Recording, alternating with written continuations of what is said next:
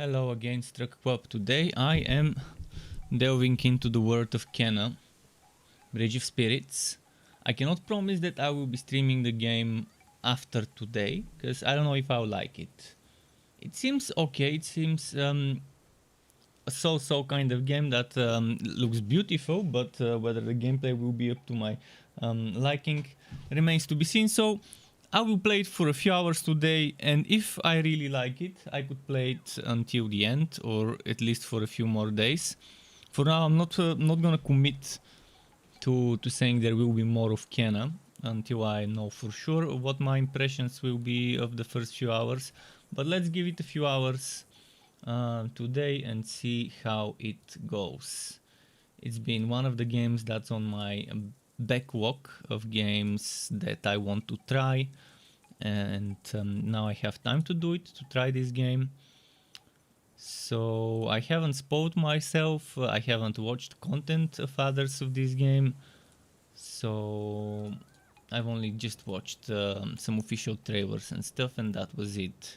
Let me quickly check the difficulty story mode. So by default it was on story mode. Well, okay, let's leave it like that. If it's too easy, I'll increase it. If it's still too easy, I'll increase it again.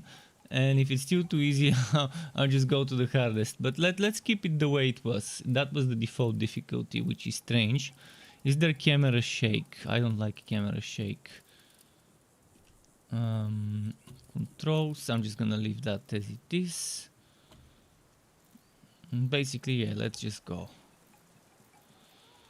Actually, let's go spirit mode. If it's difficult, I'll reduce it. Oh, and there's master that gets unlocked eventually. What abilities recharge when taking damage? Enemies are aggressive. What abilities recharge passively and when taking damage? Enemies are less aggressive and deal less damage. I mean, I wish there was a mixture between this and this. I wish this one had passive recharging, not just when taking damage, but without the less aggressive thing and less damage. It would have been nice if there were sliders, so you can customize it. Because I don't like my abilities not recharging passively. So I will go story. Fuck it. I really didn't wanna do easy, but it's the type of game that you play for the story. Anyways, so. And Cooper99, welcome Cooper99 to the Struck Club. I hope you enjoy your stay here, and I hope I enjoy the game and you enjoy watching me play it. Oops, out and tap by accident. There will be one more out and tap. Just a moment, I'm setting here my overlays. Okay, there we go, we're ready. Unique wooden masks are carved to honor the dead, blah blah blah. Visually the game is stunning.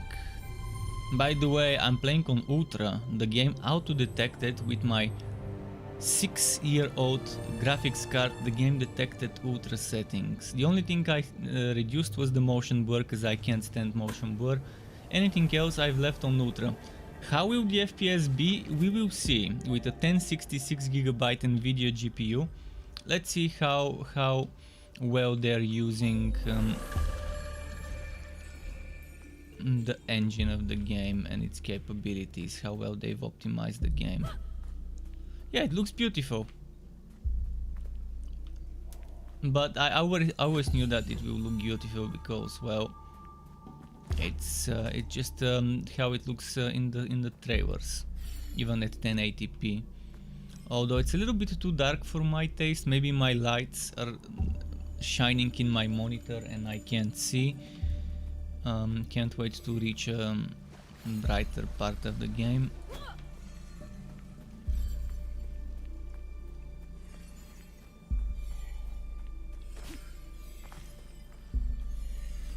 Oh, look at how many dead souls, or spirits of dead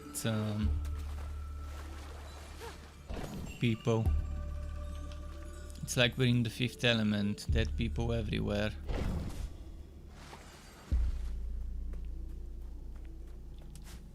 But are we the dead person as well? Let's see. So there's double jump. What am I supposed to do? There is no tutorial. How does a game start without a tutorial? Am I supposed to hit it to do this? To do this? Should I do something with the lights?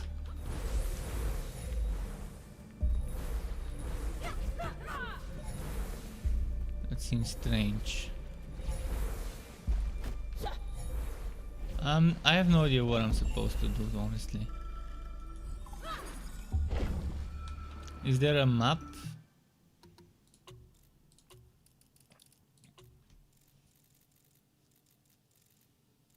Q.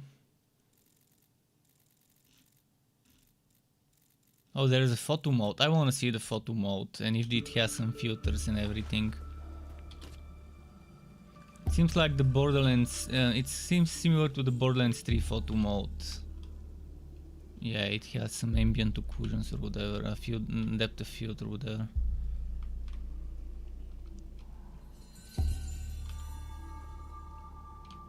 Okay, the photo mode is nice.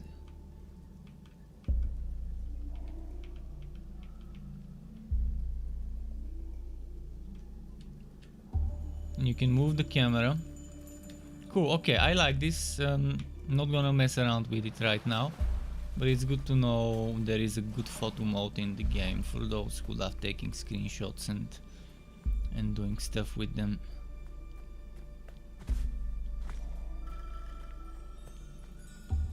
I used to mess around with Borderlands for my build videos to take screenshots from it in the game, and it was pretty cool. The types of screenshots one can make with in-game filters and with zooming and moving the camera. It was cool.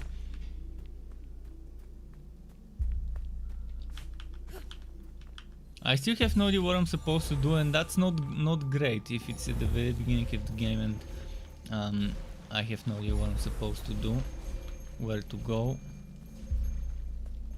Did I just come from here, or is that where I'm supposed to go? It would be nice if there was a map or a mini-map or something.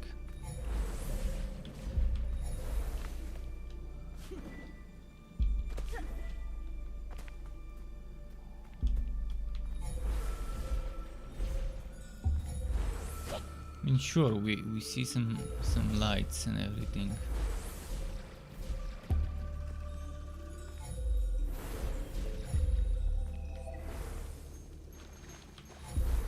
Could it be this way?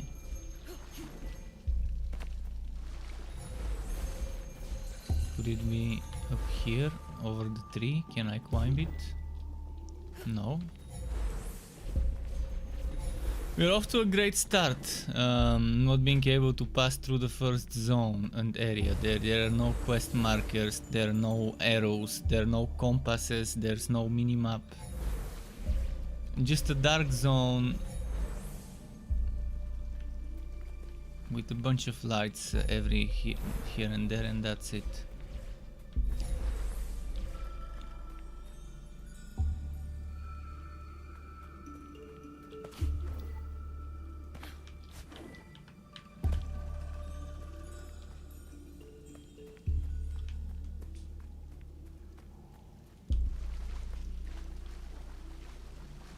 I came from there, and the only places I can go are there or here. And here was the place I was at earlier, with that platform in the water.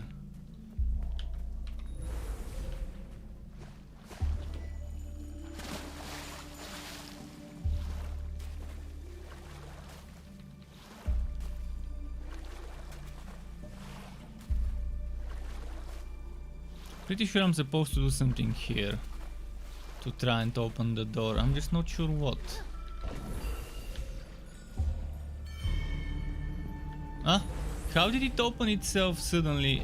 Earlier it couldn't. I did the same thing, it didn't open, now it did. Maybe I needed to light some lights in the previous rooms and that's why. But first few minutes of the game I have no idea what I was supposed to do until I somehow managed to do I it. sense suffering here, Spirit. Do you need help? You know nothing of suffering. So is that the bad guy of the game? This is my home, The villain. my village.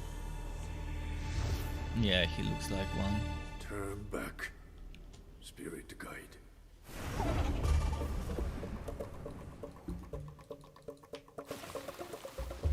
Not liking the camera.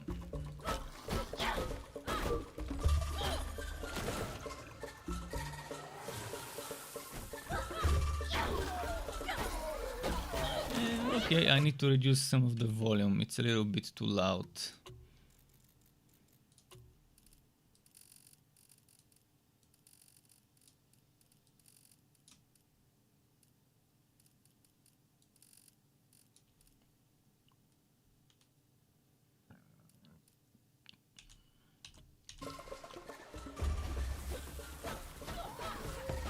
Left control to dodge. Okay. Would have preferred if it was a different button. I might rebind it to my thumb button maybe.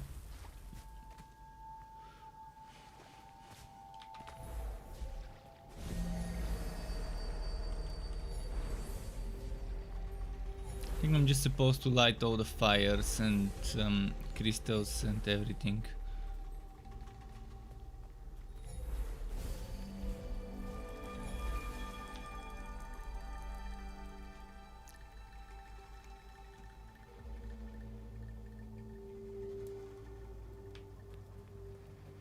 But I love the contrast. Every time I see a game that uses, I think, is that Unreal Engine? I think it's the Unreal Engine. Whenever I see Unity or Unreal games that make very good use of the contrast between dark and bright glows, dark areas and bright glowy stuff, I really love it. But again, I don't play games just for the graphics and visuals, so let's see. What am I supposed to do here? This is like a switch. Is there something I should pull here? And there we go.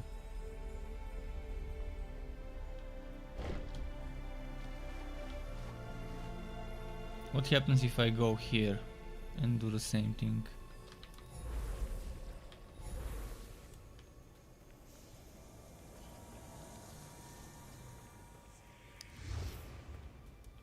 Can't wait to see more of the actual game menus, skill systems, abilities, stuff like that.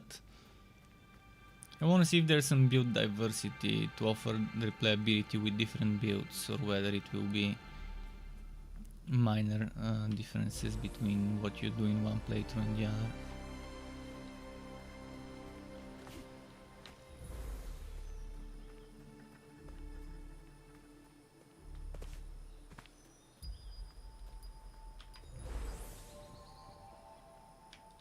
I'm just gonna be spamming this button, I guess. It helps to spam it.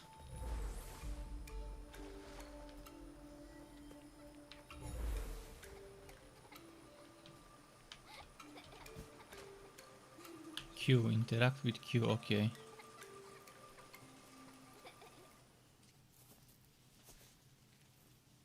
I saw him here somewhere.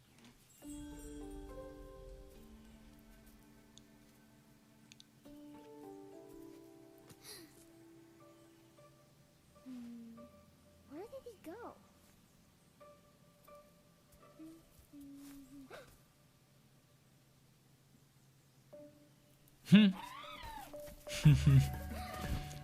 Cute creatures, eh?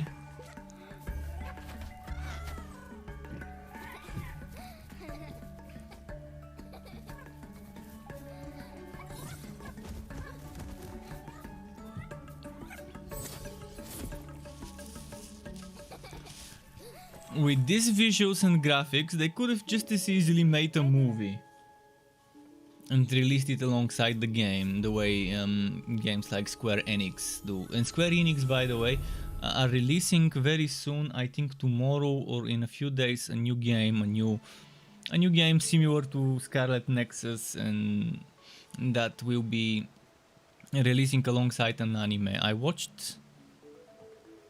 No, actually, I don't think I watched it. Oh yeah, I watched the first episode. I just forgot the name. Let me quickly Google it. I didn't know that this game is releasing until I saw the anime uploaded last night. Deep Insanity, The Lost Child. That's the name of the anime. Let me quickly Google it. Deep Insanity game RPG.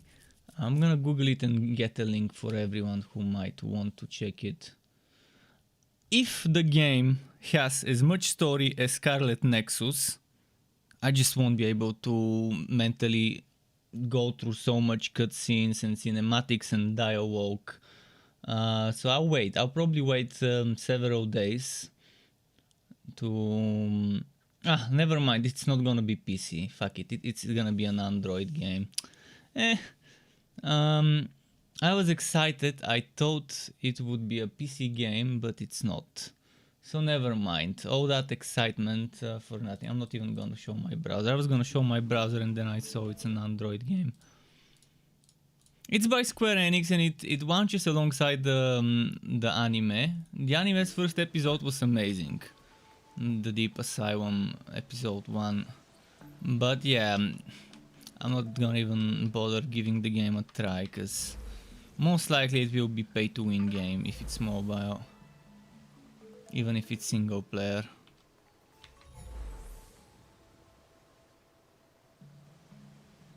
And I don't like playing on touch controls as well. It's annoying even if it wasn't pay to win. What's this? Oh, we can collect those.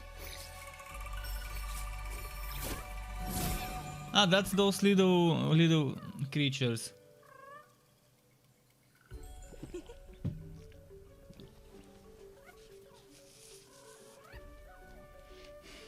Hi. Oh, it's all right. What happened here, little guy? I've used this one in my thumbnail on YouTube.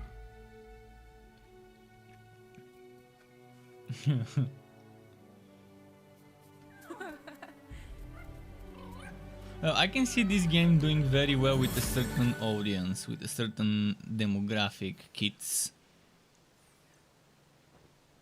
Early and mid-teens would love the game because it has the cute creatures. It's kind of child-friendly game, I think.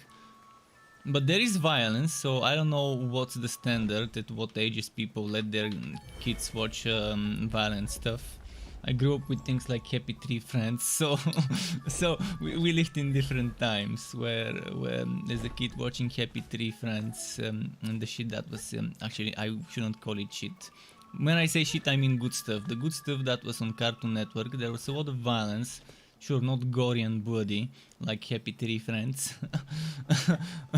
But, I don't know, right now, there's the snowflake generation where even stuff like Tom and Jerry is considered violent because they hit each other, but, I mean, come on. It's Tom and Jerry. Us, when we grew up as kids, we knew that, yeah, hitting and stuff is bad and blah blah. But yeah, now in the current snowflake generation, where even the smallest act of violence is like frowned upon, I mean, it's weird how some parents think that Tom and Jerry is violent for kids. And not just Tom and Jerry, other stuff like that, like Looney Tunes and stuff. Where, for example, the rabbit and the hunter and stuff like that. Bugs Bunny and I forgot the name of the hunter. But yeah, I think this game probably would go very well with teenagers. I can't say for the younger, because there's still violence, you're still fighting stuff. But I don't know, as a grown-up, so far I haven't seen anything to grab my attention. It seems very, very childish so far. But I want to see something good. I want to see something that makes me say, hey, this is a game that adults can enjoy as well.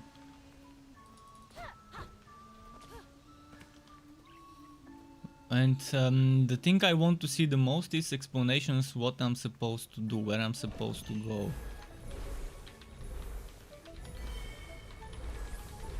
Okay, I guess I'm just gonna pump this button until I trigger something.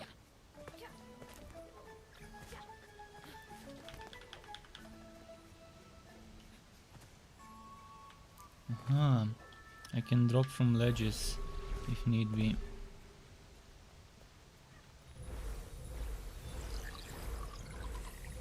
The thing I would like to see the most is a map.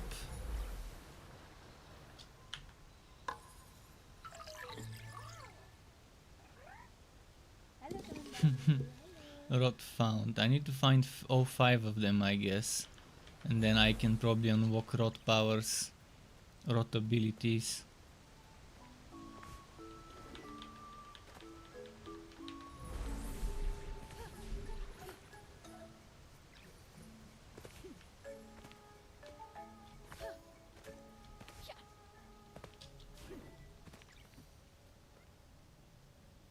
Look at those, they're walking after me. Okay, oh, now we see the darker side of things. Collect more rot to purify dead zone heart. Rot kinda sounds like a like a weird name for the good creatures, rot. But okay. I mean,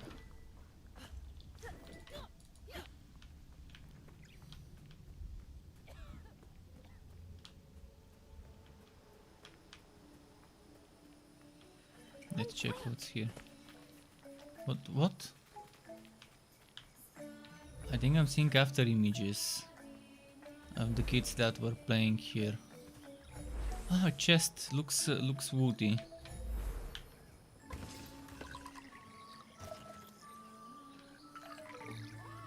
Oh, we found one more of those. He was hiding in the chest, or it was hiding in the chest.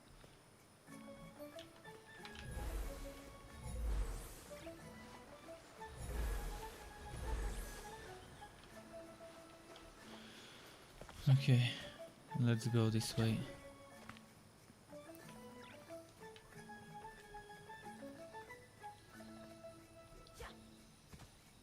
We'll follow the after images, it's probably gonna lead us where we need to go.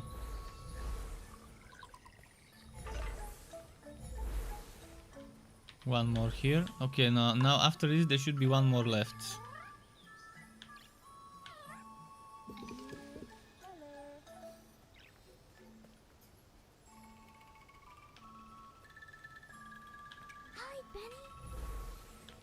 Hi, Benny. Hide Benny. Okay, Benny.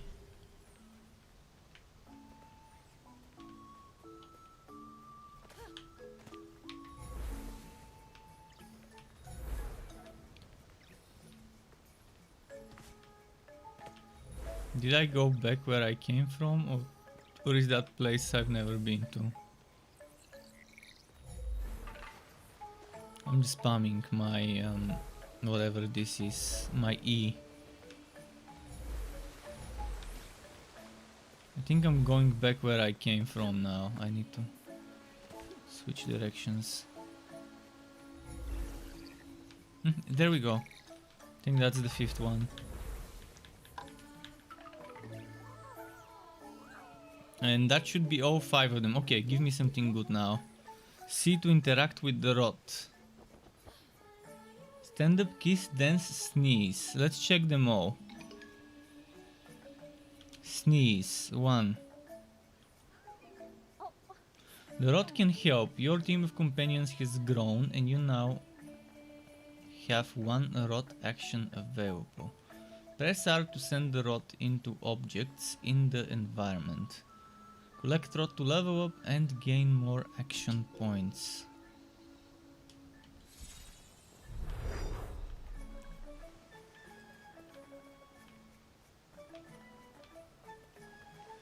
So they're just gonna follow me. Alright. Fair enough.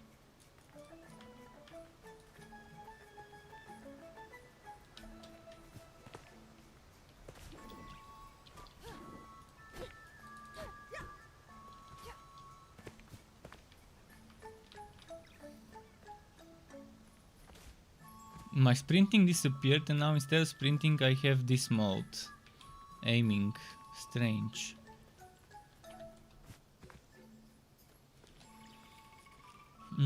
Where did I find that dark place? I need to go to the dark place. I think it was somewhere here, right?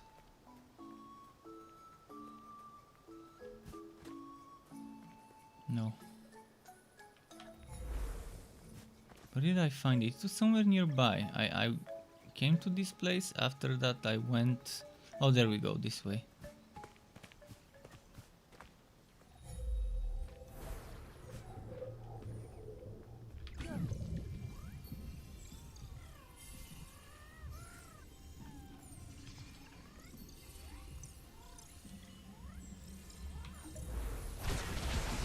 Aha, that's how we do it.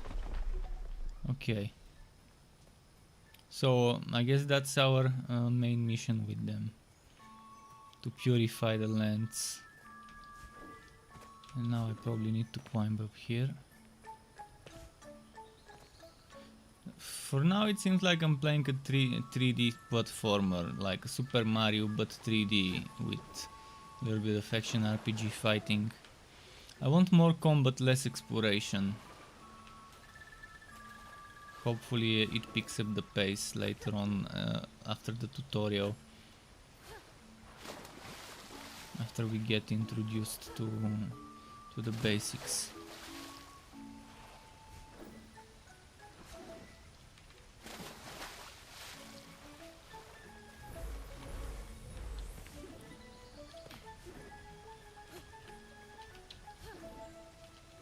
Come on, tell me I can climb there. Okay, good.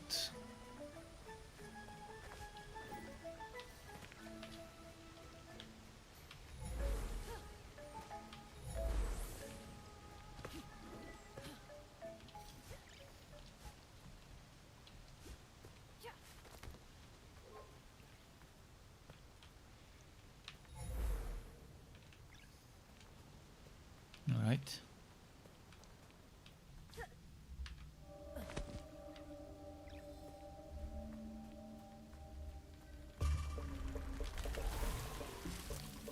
Enemies frighten the rot. The rot are scared and have gone into hiding. Attack enemies to build courage in combat. Spend courage to perform rot actions.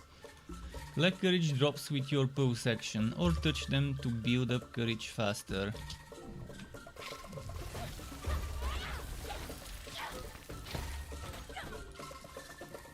Rot action available. Hold left shift to aim, okay. Let's try it. Ah, left shift and...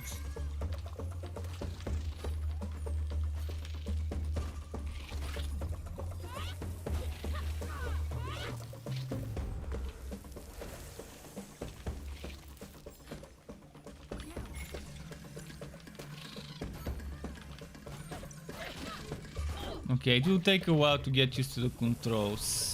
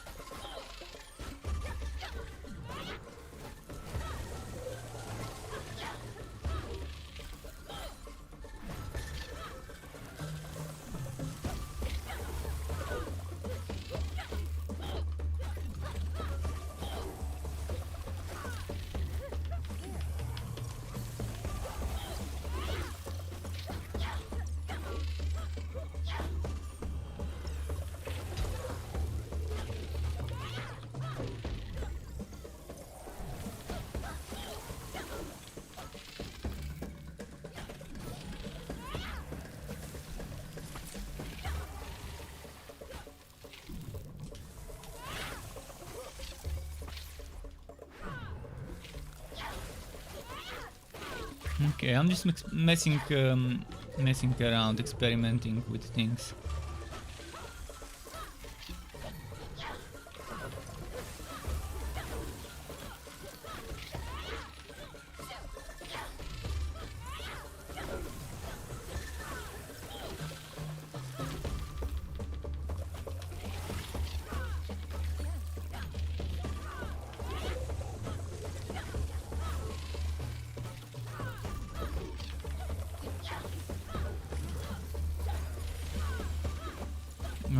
Is this gonna end? I mean, I'm trying to...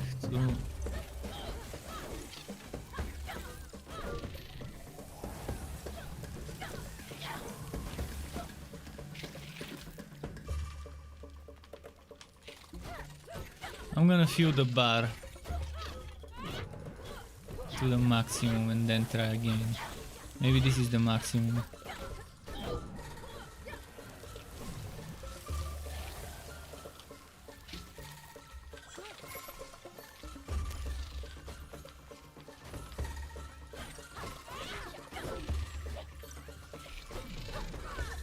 I'm not sure I understand what I'm supposed to do here.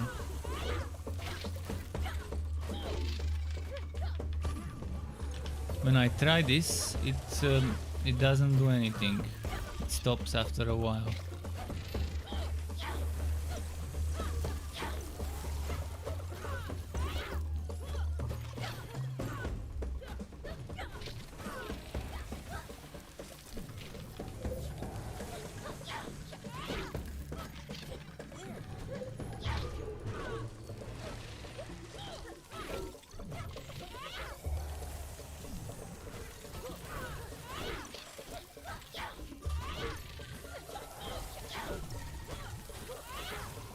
Is it gonna stop spawning them? Maybe I'm supposed to do it on that other one there.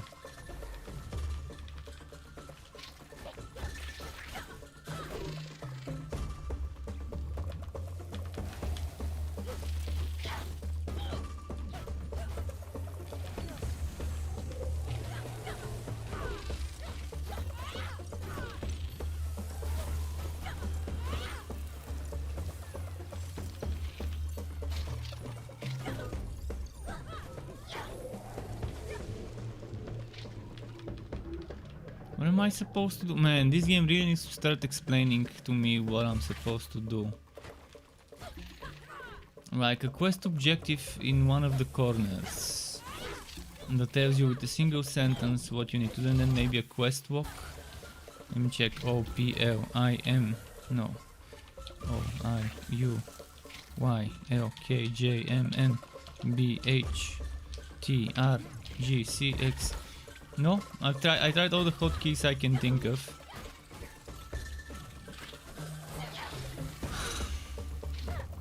This doesn't end.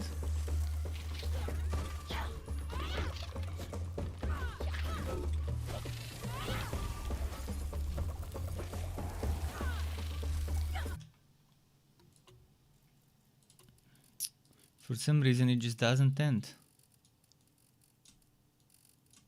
And I tried interacting with this thingy here.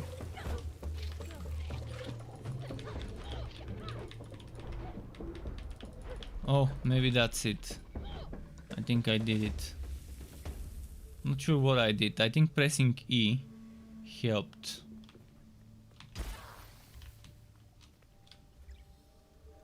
What about this one? I think I need to press E.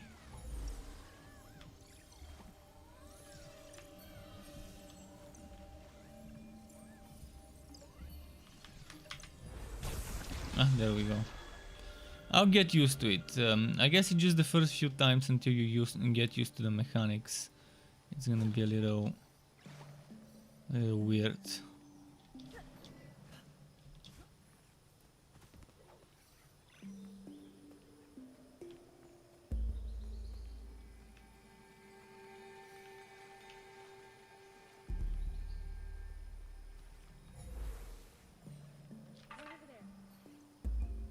What now? The rod can move certain objects in the environment. Press R to help the rod pick up the object. To have the rod pick up the object. Tell the rod where you go by aiming. Let me read it. L shift and then pressing R. Sorry, I can't see without my glasses and read properly. But I hate wearing glasses because they're uncomfortable.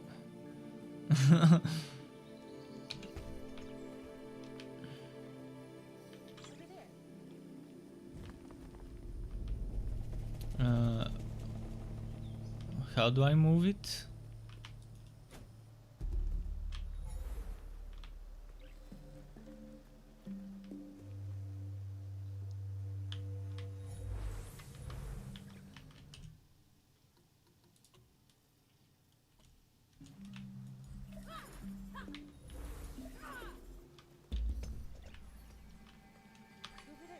How do I move it? Man, I want to be able to access those tutorials. It had it written down, but move.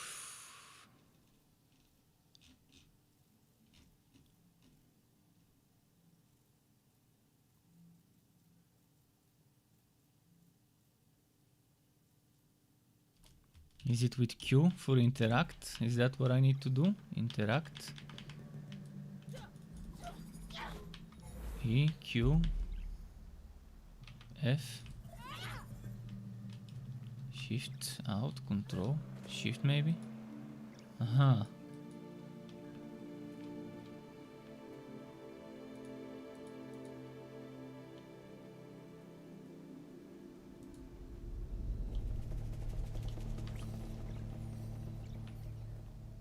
And where do I need to move the object? Would have been nice if there was a hint. I guess I need to do something maybe like this.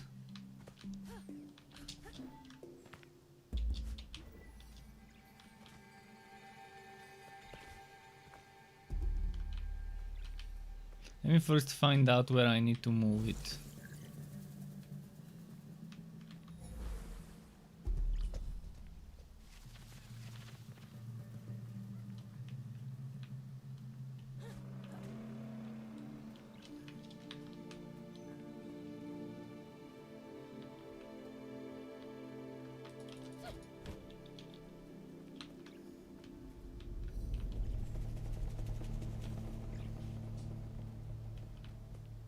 I'm just gonna look around to try and figure out where I need to move that thing.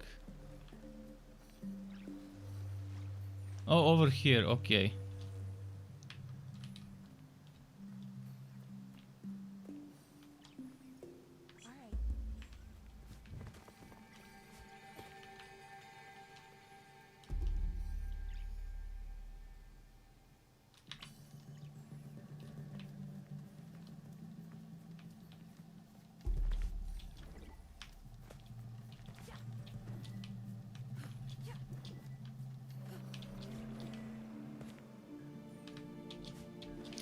There's too much platformer stuff. I hate platformer stuff, and I'm not a fan of having to do all that stuff. It's just boring and time consuming. Hopefully there's less of this stupid stuff and more fighting in the game later on.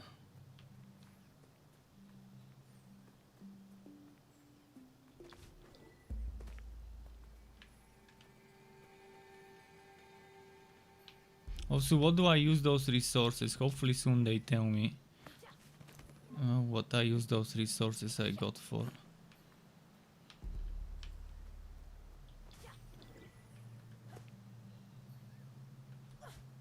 No! Seriously.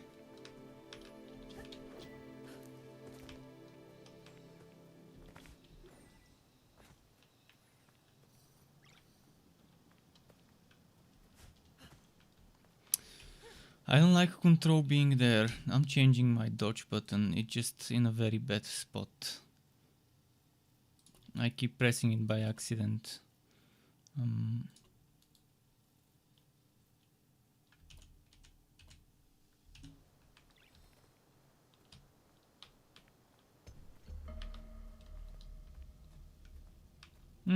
Fight. Let me help you. I can heal these spirits and restore balance to the forest. I know you are kind. Do you? You sense the power that flows through this land, but you do not fully understand it.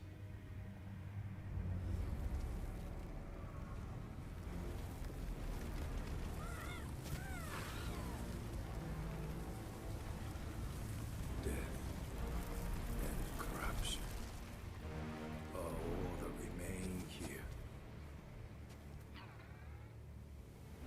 This land can be healed, but you cannot stay here, spirit. You must move on. You are the one who does not belong. I will never abandon my people.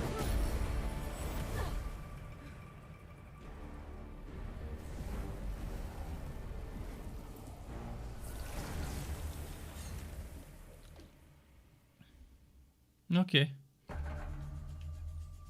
Now what? Hold E to shield.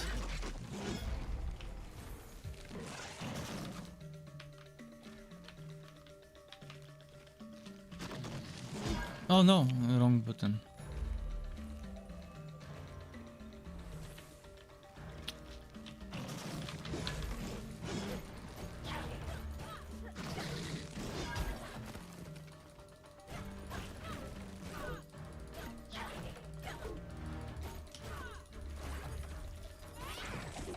Okay, a little bit too easy on the easiest difficulty, but I don't like the fact that on the harder difficulties you cannot passively regenerate rot power and you have to take damage.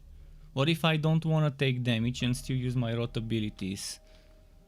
The game really needs some sliders, some difficulty sliders, so you can customize the game experience the way you want it.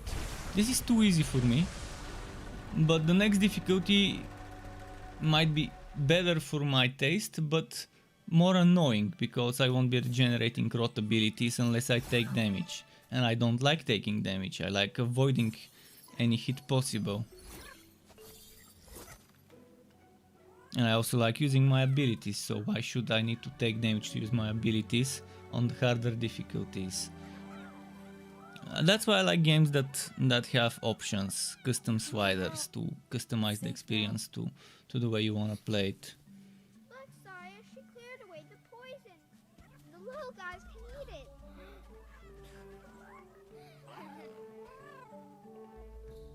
They love it. My name's Kana. What are you two doing out here, alone in the forest? Kana? I thought it's pronounced Don't Kana. worry Okay, about us. Kana. We've been here a long time and take care of ourselves. I can see that. You both look very strong. Do you know who that spirit was with the horned mask? We don't know, but when he shows up, the gross poison grows stronger. Hey, what are you doing here in the forest? I'm searching for the Did this sacred guy flame. had a tooth removed or something? His cheek is how do you say it? Swollen, Mountain Shrine, you have to help us with something first. sore or whatever the right word would be. If you want to get to the mountain shrine, you have to help us with something. Okay, I guess. Was trapped deep in the forest. We need you to help him. Great idea, Alright. Sire. That'll be easy for her. Help us free Charles and we'll take you to. Come on. Alright, we have to help them, but first let's look around for wood. Is there anything I want to wood here? Rod found.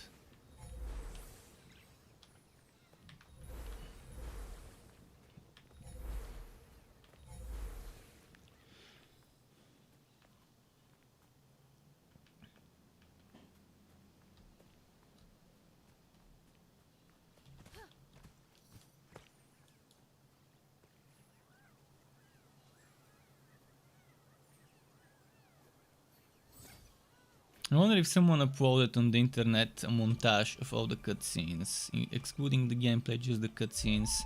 Because that way I would watch that as a movie. Kena Bridge of Spirits, the movie. Just with the cutscenes.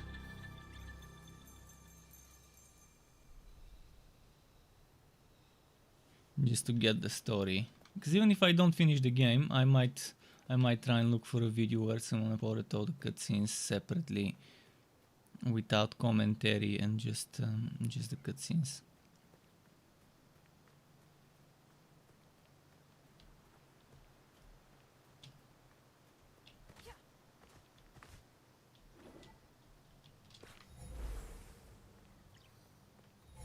So there's nothing here. I find it very strange why they let me come to this place, to this kind of balcony, but then there's nothing here.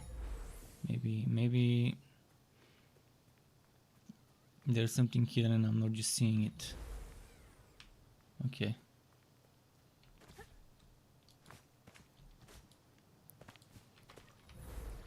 I'm gonna keep using this. Hopefully I can find something hidden. I really want a map. There is a very nice map they had in their on their press kit, on their website. By the way, let me save the game. I wonder if they use that same map in game, and if yes, when do I unlock it? Also, what happened to the running, to the sprinting skill?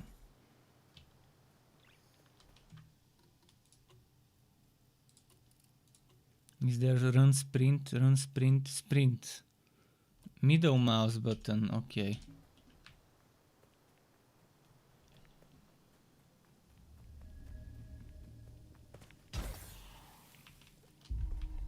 Wait, what?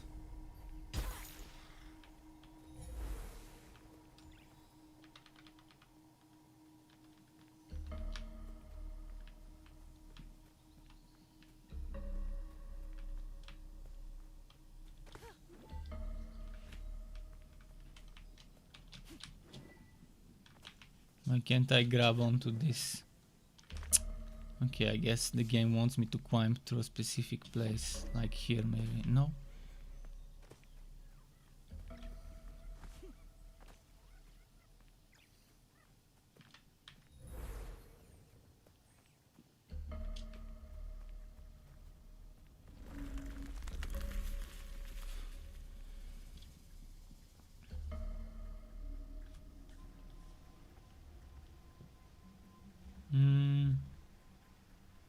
Okay.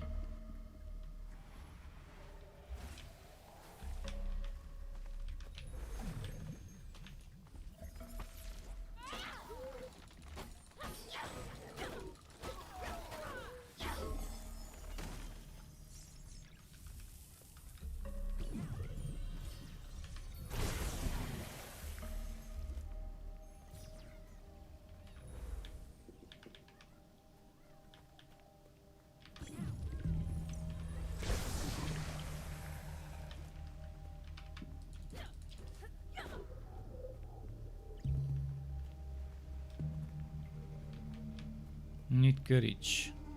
Give me courage from somewhere. Come on. Come on.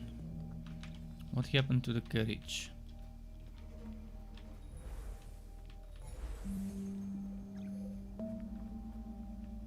How am I supposed to get more courage? Probably there's an order in which I need to do that. Oh, now it opened. Alright, see? There was an order.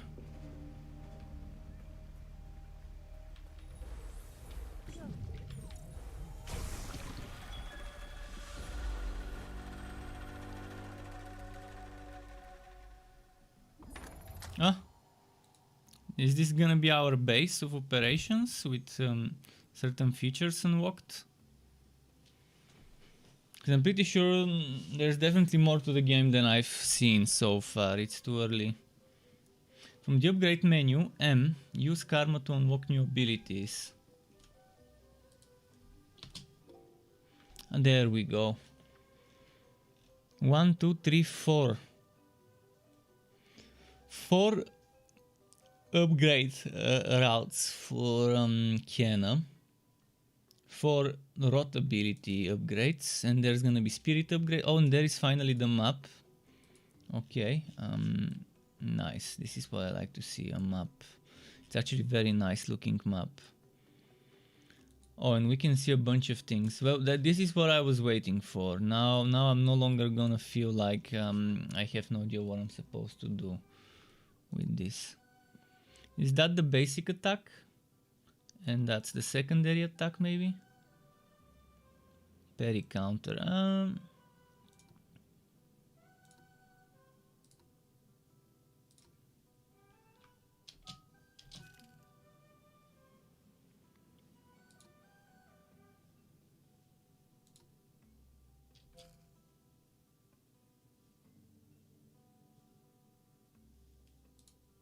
What does this mean? Do I need to put 8? I have 8. Does it mean...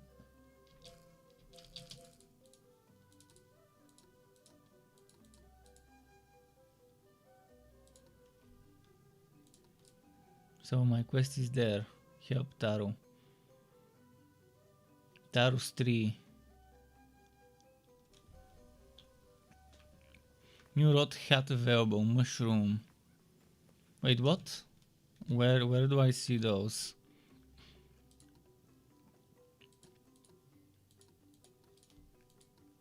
Maybe later. Chest.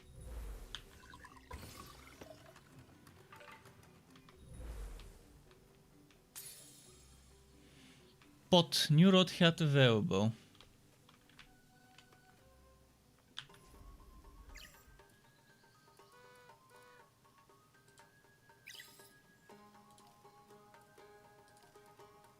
Golden rod, party cake. I guess that's just cosmetic. I don't think this does anything other than cosmetics. Which is fine. I mean, for people who want cosmetics, cool. Let them have cosmetics.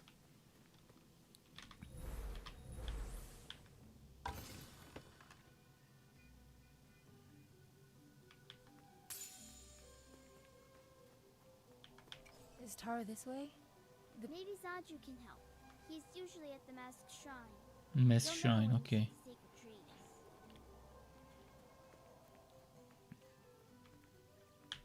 Let's open everything we can here. So I got those blue thingies, which apparently are used to unlock cosmetics, but I wonder if there's more things that I can use to unlock.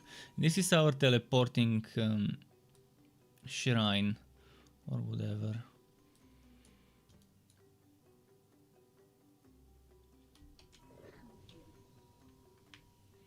Okay, I'm gonna keep unlocking whatever I can in this base. Thankfully it glows, so it makes it a little bit more obvious to see what I can open. Wait, what's that purple stuff? Apparently I can't do anything with it. Maybe my little buddies can do something to this? They're not coming with me. Interesting. I wonder why I could open this and a bunch of fruit fell, and then I can't do anything with the fruit. Oh wow.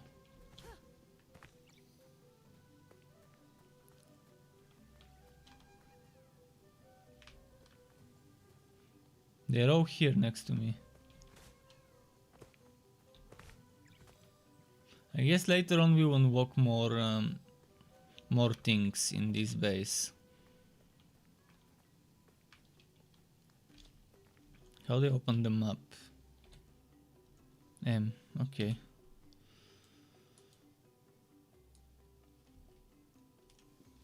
Let's check the Mask Shrine.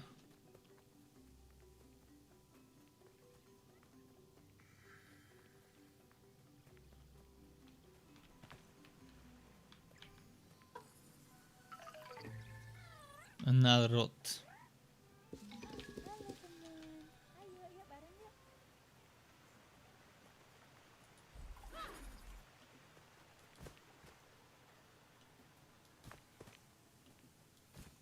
Wait.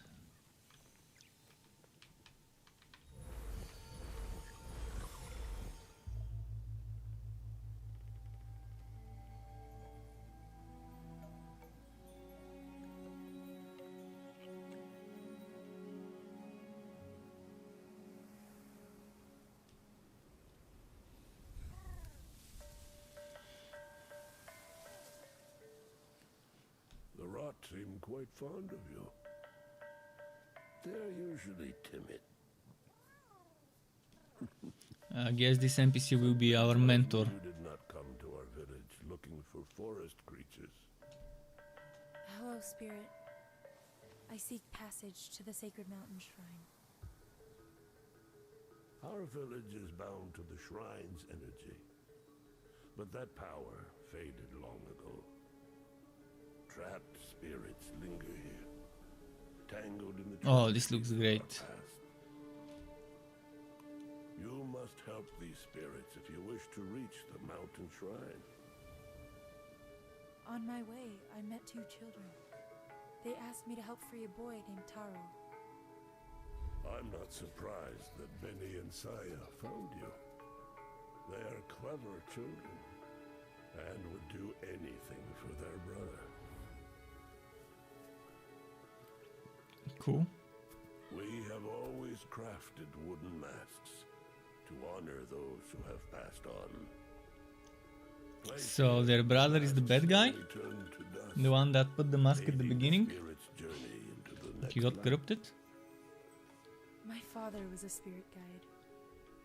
Our traditions are different, but he helped many spirits pass from this life to the next.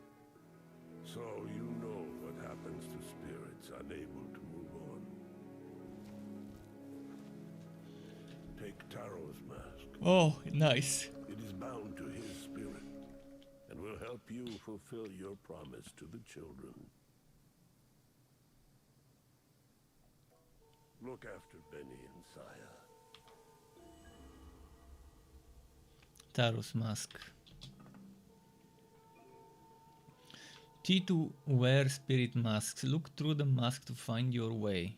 Open spirit barriers and review objects of importance in the environment. Spirit masks are helpful for finding rot hidden in the world. Okay.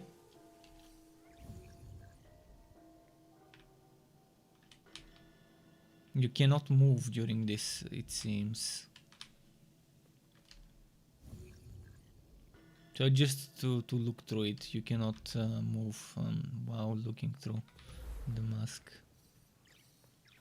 Okay, good to know.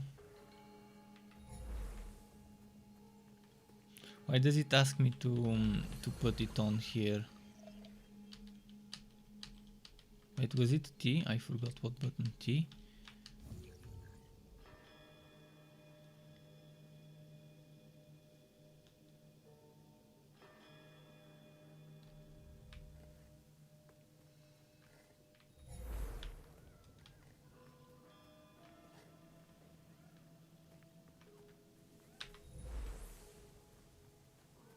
What does the map say? Use Taro's mask to open the spirit barrier over there.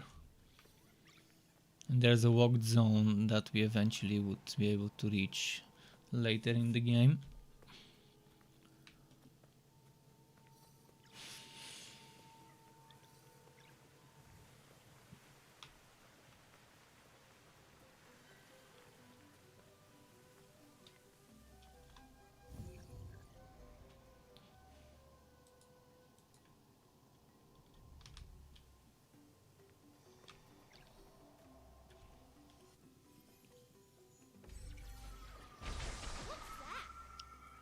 Follow it.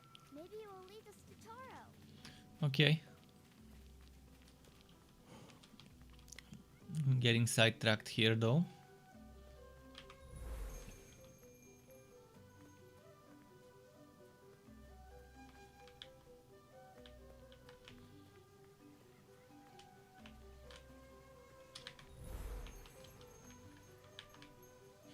This seems like a wootable thing, but I guess it's not.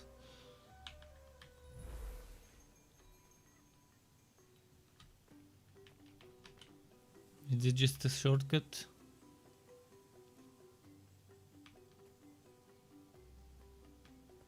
Let's jump down, see where it leads. I see things I can open.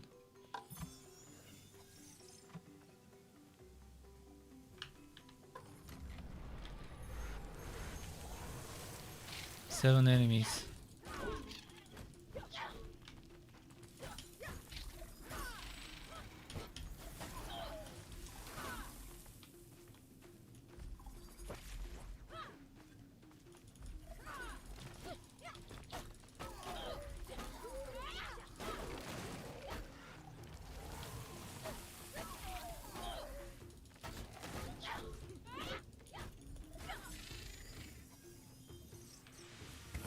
Okay.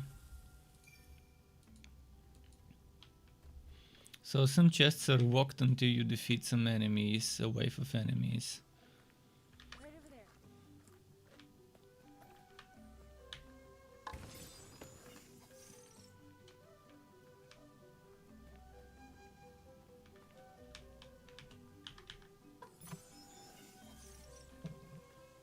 Nice. Get that.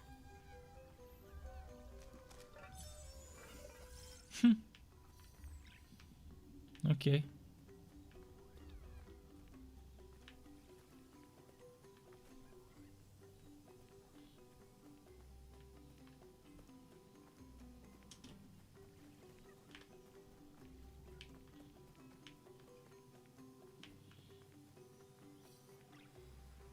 Get that. Now, how do we get this bridge down? I guess it's too early to get it down.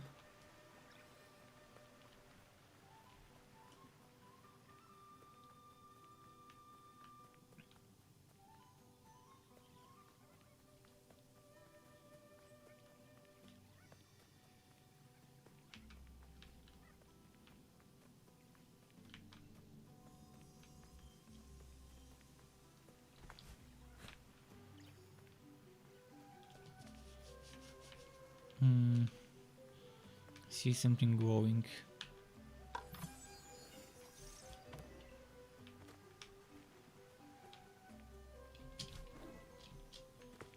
Am I supposed to go in somehow?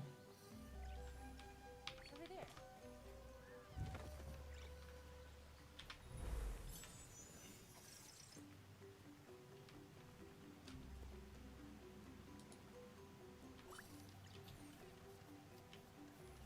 Is that it?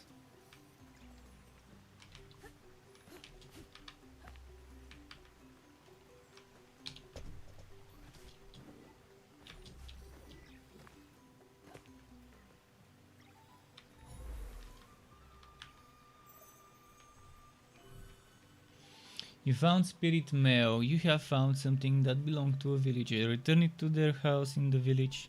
The location is marked on your map. Cool. Can you move that for me?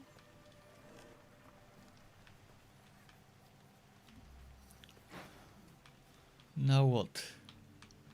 Keep going, I guess.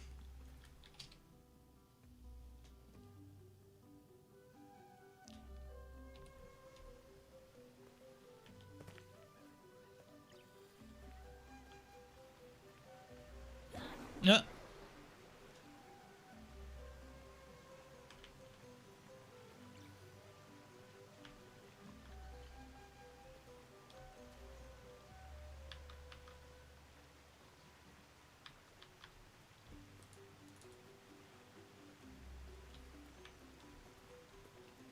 Okay, before we can purify there, we need to purify elsewhere.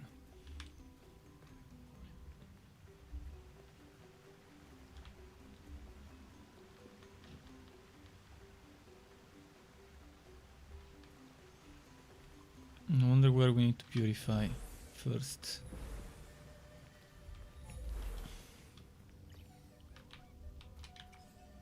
It went through here, but we can't get past. There's more of that nasty stuff blocking the path. Can you get...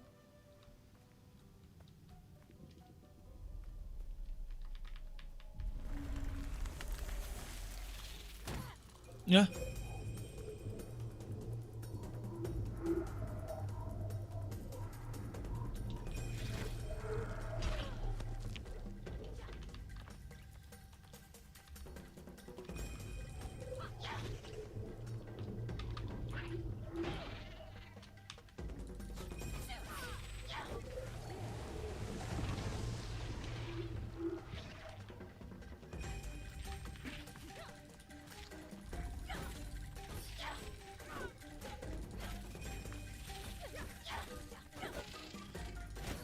Yeah.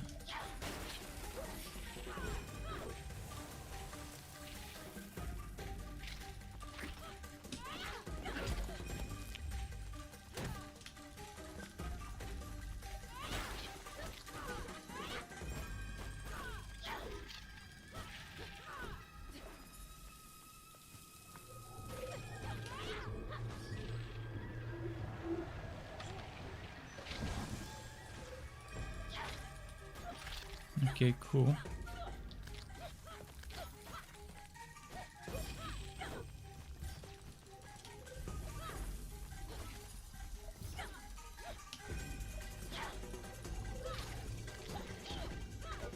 Takes a while to get used to the controls and to the combo moves.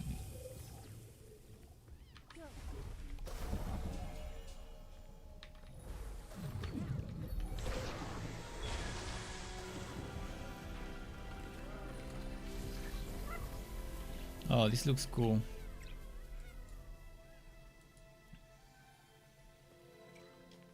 Look, Kana, I know what that is. It's a forest here. Bring your rod together. Forest tears temporarily restore the rod to their original form. Use the mouth to move the cloud. What? In this form, the rod can attack enemies, destroy barriers, and clear corruption. Whoa, look what happened to the rod. He's so cute. Look at him go. Does he know any tricks, Kana?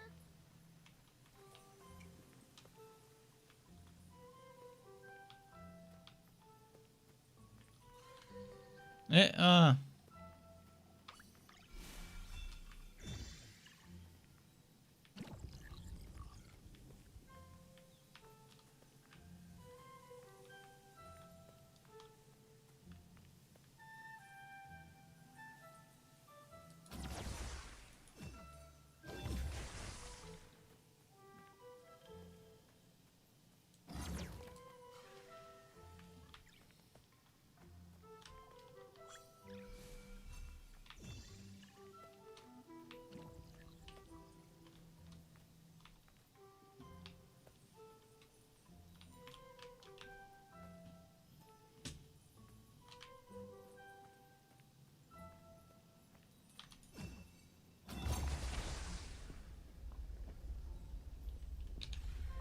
Okay, I think I was supposed to do this. Let me see if there's one more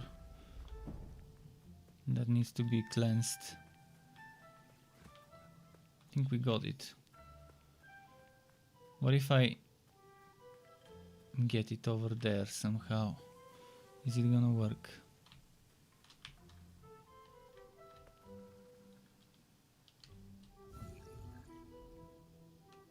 Eh? What? What happened? Ah, okay.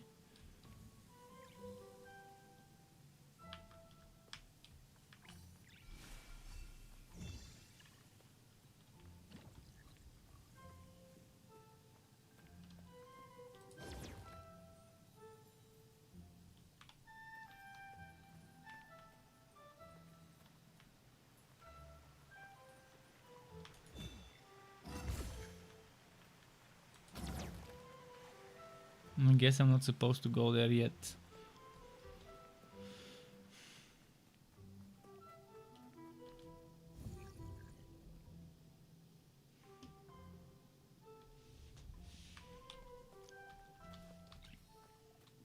There's only one place where we can go right now.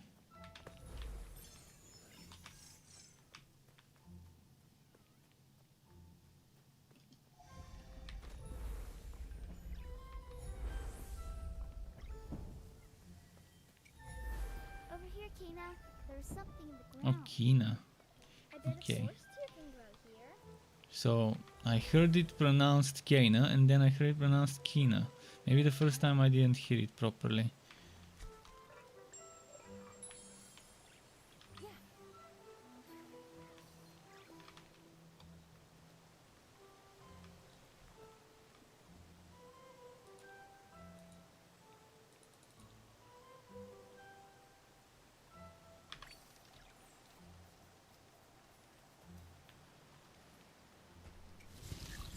Hey, the little rock guys did it. They made another one.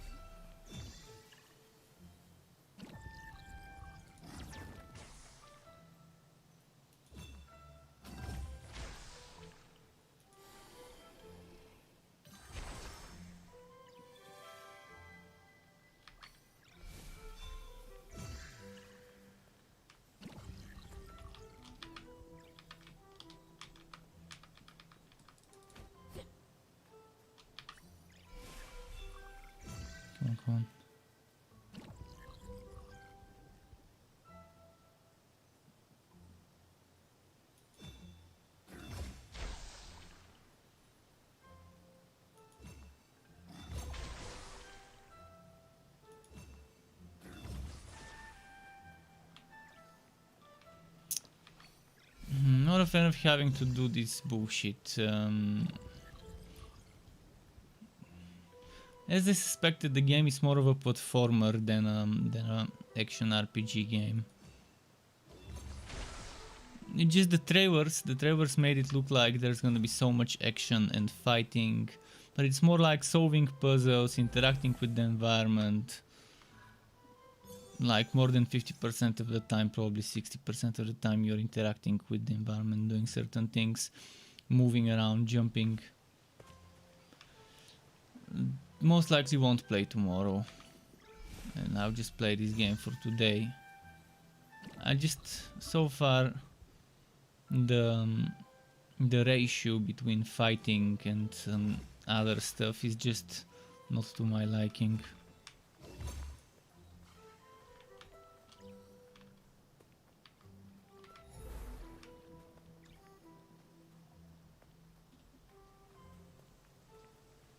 Who knows, maybe the pace picks up later, but for now, this is what I'm seeing.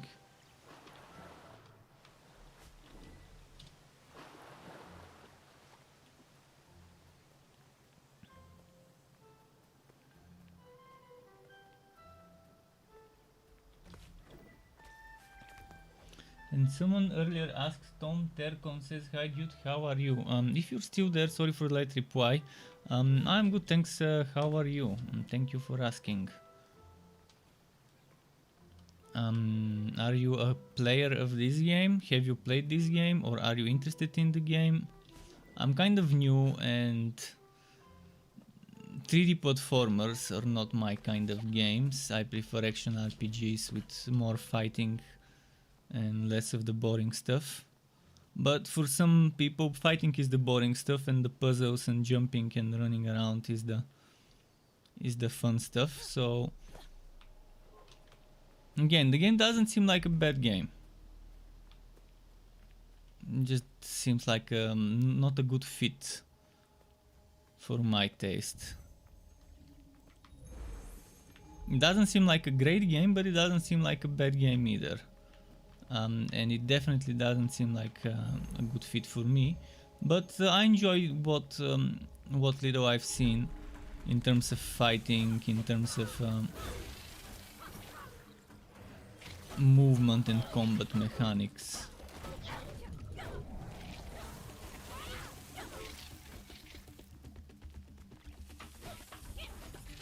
A little simple, but some people love simple when it comes to the combat.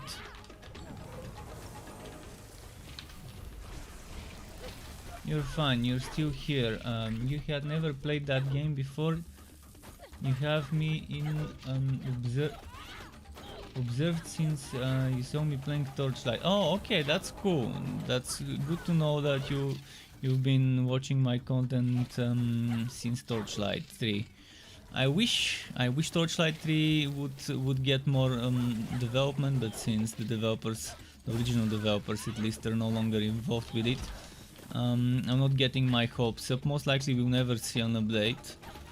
I've been looking for something to replace Torchlight 3. Honestly, most likely tomorrow I will play something that could be to the liking of people who are looking for a Torchlight 3 style of game. It's not gonna be exactly Torchlight 3 style of a game, but Swordsary. Swordsary has that visual style. Let me give you a link. If you watch my videos on YouTube, you might have seen in my October upcoming games video, I mentioned Swordsary, and it has a free prologue. So it's kind of like a demo, the first chapter, for free on Steam, and it's definitely very different from Torchlight 3, but it has that same visual art style. And from what I've heard, I'm gonna probably play it tomorrow. Unless I find something better to play tomorrow, I might play this prologue for a few hours. From what people are saying on Steam is that they haven't balanced the weapon types, the different sword types well, but the combat seems fun from trailers. I'm gonna test it for myself. It's in my to try list as well. But if they don't don't mess up, Sorcery might end up being a fun game, even if it's just a single player game. I don't know if there's gonna be multiplayer. Even if it's gonna be just a single player game, Sorcery might be fun. Depending, I need to know more about it. I need to see it. But I'm definitely looking for a Diablo style game that's not Diablo 2 or Path of Exile or Grim Dawn or Titan Quest, something new. I've tried almost everything there is. I've tried Last Epoch, I've tried what else? I've tried some 2D games in the genre like Chronicon. And there's always something that prevents me from enjoying the games, be it end game or lack of quality of life and stuff like that, depending on the game. Hopefully Diablo 4. In fact, most likely these days I would make a video about the quarterly update. But the thing is about Diablo 4, I'm gonna share my screen, give me a moment. The quarterly update in Diablo 4 is kind of disappointing because it's talking mostly about just a moment. Where was the October quarterly update? The October quarterly update. Just a moment. I had it opened. I need to reopen it. That October quarterly update was mostly about music. I mean, yes, sure, some people really care about the music in Diablo 4. I care about the music because Diablo 2 and Matt Wellman, that was just iconic and still is iconic. But let me check the news. It was somewhere here. Diablo 4 quarterly update October. But I might make a video about this, but I don't think a video is needed. Because it's mostly about sound design and stuff like that. Even if I do make a video, there's not gonna be that much to talk about. Because if I include the music, it's probably gonna get flagged as copyrighted, so I can't include the music in the background while talking about the music. Maybe I can play some of the special effects and stuff. But yeah, I guess.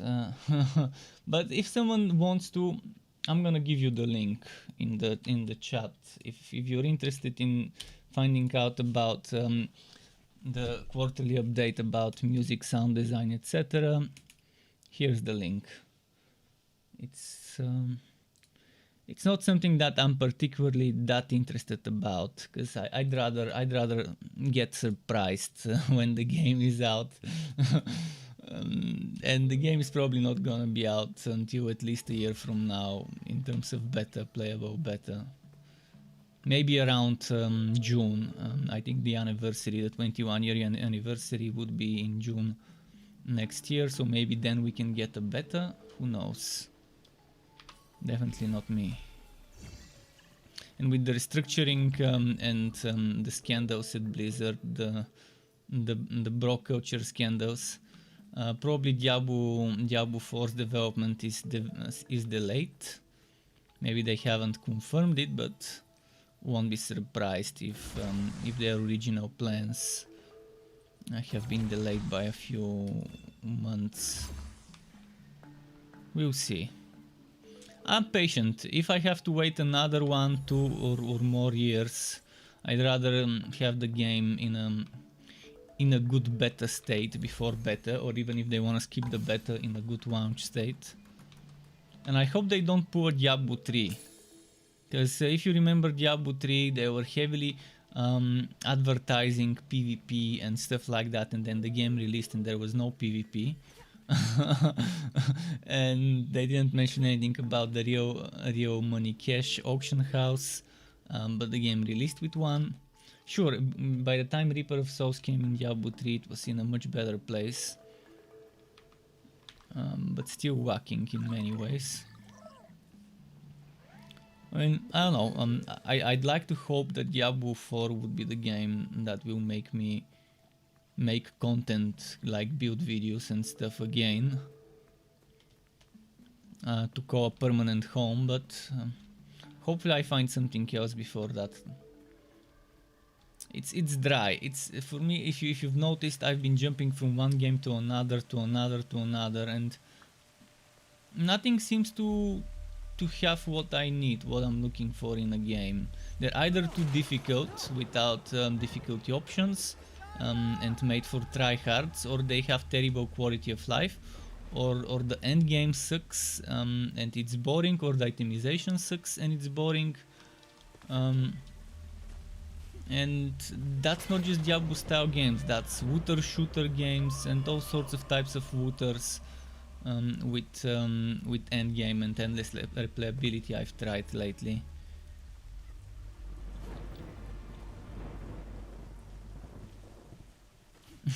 So lately I've been playing mostly single player games, I guess, without endgame, the story driven games. Because at least those, you play them, you finish them, you move on to the next one. Where am I supposed to go? Maybe I should use the mask.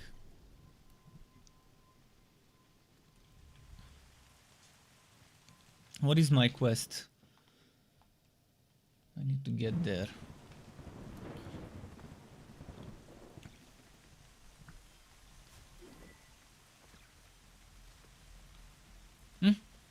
This thing, should I follow this thing? I think I need to just follow the light.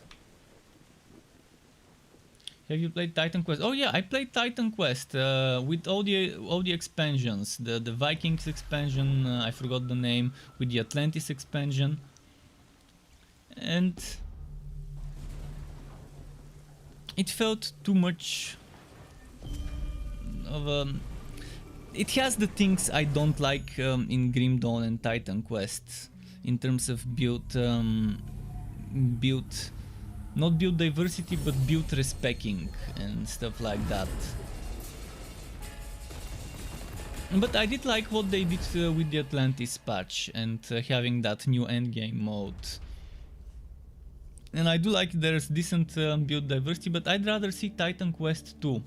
THQ has the money and it has the talent. It has very talented people in THQ Nordic that can take the Titan Quest franchise, use whatever modern engine, maybe one of their in-house engines that they've used, or maybe use Unity or use Unreal or whatever engine fits, and make Titan Quest 2, where they have not just the Greek and Norse and Roman mythology or whatever, but maybe they can introduce some Hindu mythology, they can introduce some of the Asian, Japanese, Korean, Chinese mythology and gods.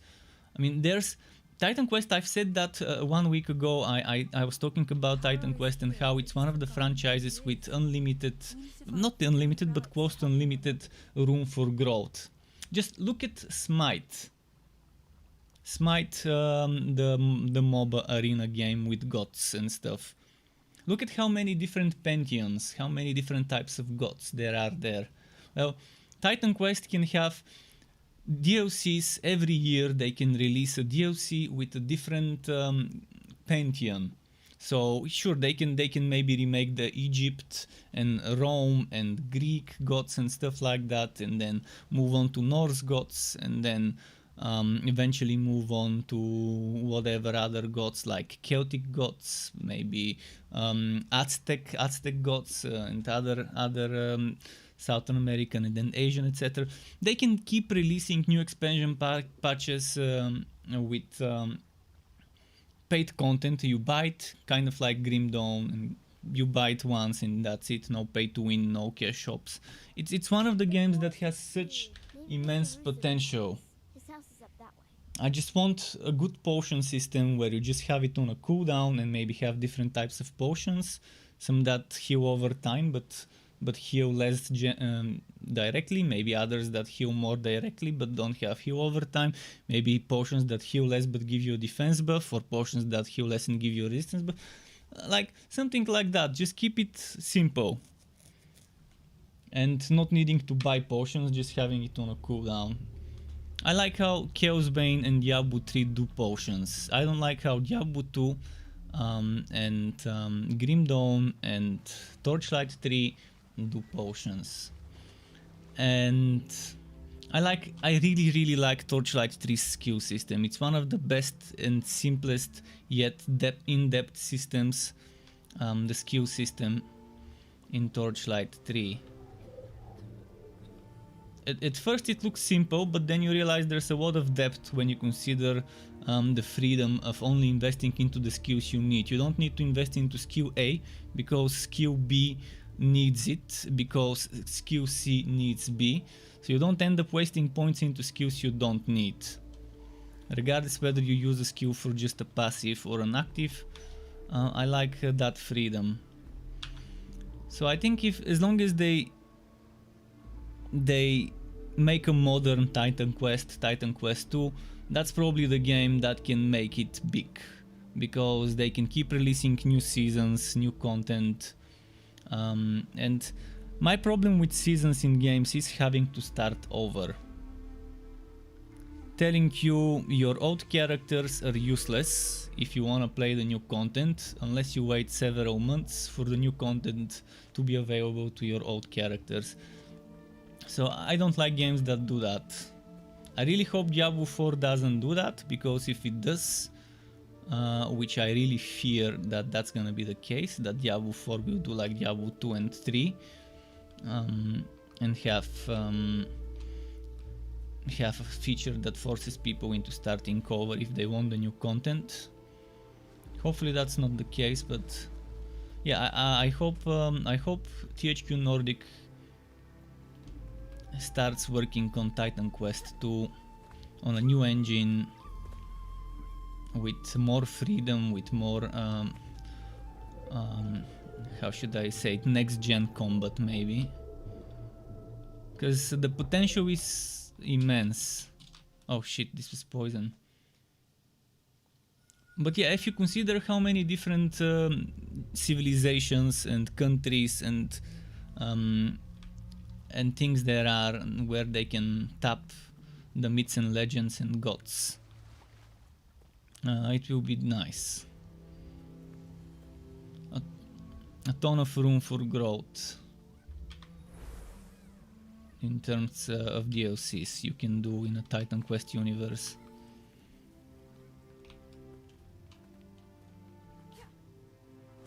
But I do appreciate what THQ Nordic did with Titan Quest after they got the rights, releasing the Norse mythology and the Atlantis expansions. I'm not sure what I'm supposed to do here.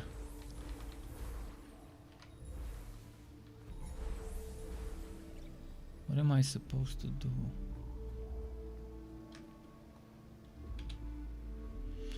Find Rusu, speak with Rusu to learn more about Taurus relics. So I need to just go there? Is that what the game's telling me? To not worry about this zone here.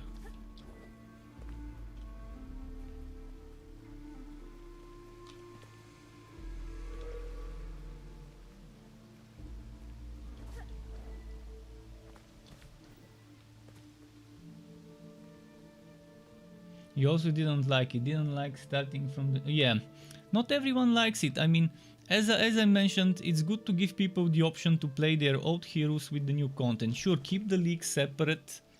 But again, you can do seasonal content without having to force people to start over. And I think Torchlight 3 to a certain extent managed to find a way to give people seasonal content by giving people cosmetics to farm every season as new contracts with some limited cosmetical pet skins and fort buildings and stuff like that, as decors that are just cosmetic. And sure, every season, every few months you can have new stuff like that. So that's one example of how you can do seasonal content, even though it's not new league mechanics and stuff. But again, I think one way to do it is, if you have new mechanics, the way Path of Exile does it, give people the choice to convert old character to the new content. Maybe make a duplicate keep the one on the old content and keep a copy of that hero on the new content, or just a permanent conversion. You convert the character once and it has access to the new features and it's already leveled up, and etc. But I mean, there's many ways. I mean, I've talked a lot during my streams, brainstormed ideas, and I've come up with a lot of ideas of how one can do seasonal content without forcing people to re-level characters all the time, every time.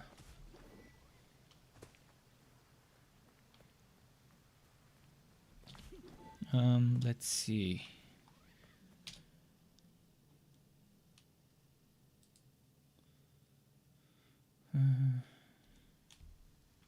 Wait, I've missed something here, but I guess I'm not gonna go too deeply into side objectives.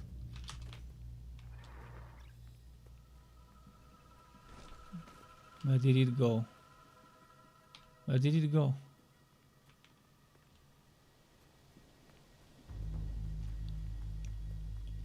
Tom says, for instance, I do not like the thing in games like, wow, what, I need to start new character and do all the same quests. Oh yeah, that's annoying. See, some pay-to-win games let you buy a convenience item. They create the inconvenience and then sell you the solution. And I've heard that in the Korean Lost Ark you can buy a quick pass or whatever it's called, where you don't need to level up or do the quests on and out. You can skip the story on and out. But I think what needs to be done is either make people just not need to level up outs and just be able to freely respec from one class to the other and have loadouts and just change those loadouts. Or if there's preset classes, make people only do the story once, the main story once, and have character story, class story. So let's say we have a rogue, a warrior, a mage, and whatever. And you do the story with a mage as your first character. And while doing so, you also do a personal story for that profession, whatever you want to call it. And then you start a new out. Let's make it so that you don't need to do the main story, just need to do the class story. The class story that unlocks some items, some set items and stuff, or maybe some skills and abilities, whatever. Something like that, that won't take you as much as leveling a full character, but also gives you some cinematic moments that are unique for that class, so you feel like you're not doing the same quest. You're doing different quests with different cutscenes, talking to different NPCs in different zones, so people would wanna go through it if it's an out. I've talked about this as well several months ago. I've talked about this as well as an idea of how one can make leveling outs an enjoyable experience and a quicker experience.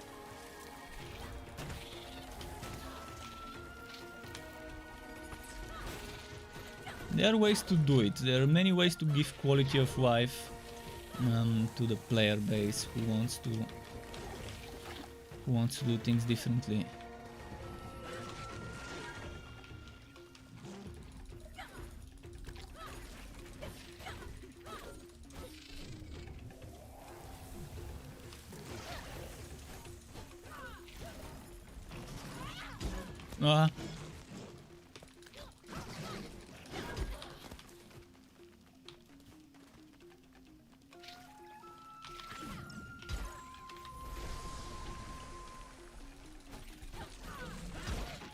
I'm pressing the wrong button.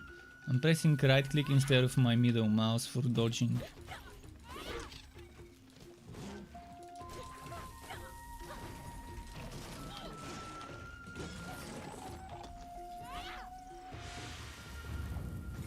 Okay. But yeah, I think this is one of the best ways to handle outs.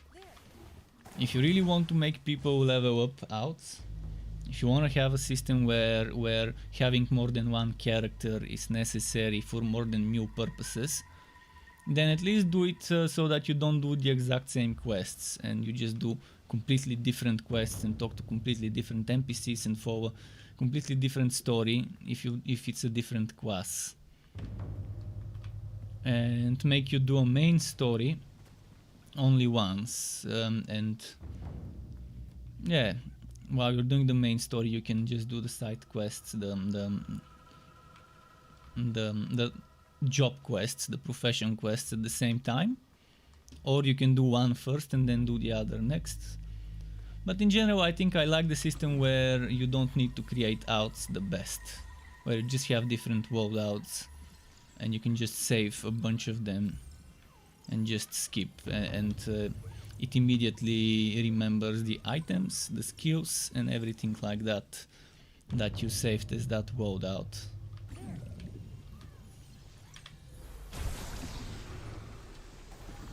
That completely eliminates the need to level up outs. I also don't like how Wosen did it. In Wosen, sure, you don't need to level up outs, but it takes forever to grind resources. It takes forever to reach max level. After level 70 something or whatever, it becomes painfully slow and boring, and it should have just been much quicker. And the respec should have been free instead of needing to grind for it. One of Tara's memories. I should see where it leads me.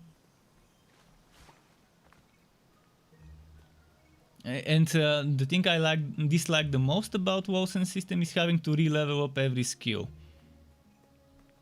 Sure, it's probably fun leveling skills as you use them, but it gets boring when you have to go on outs and knowing how much it takes to level up new skills all the way to the end.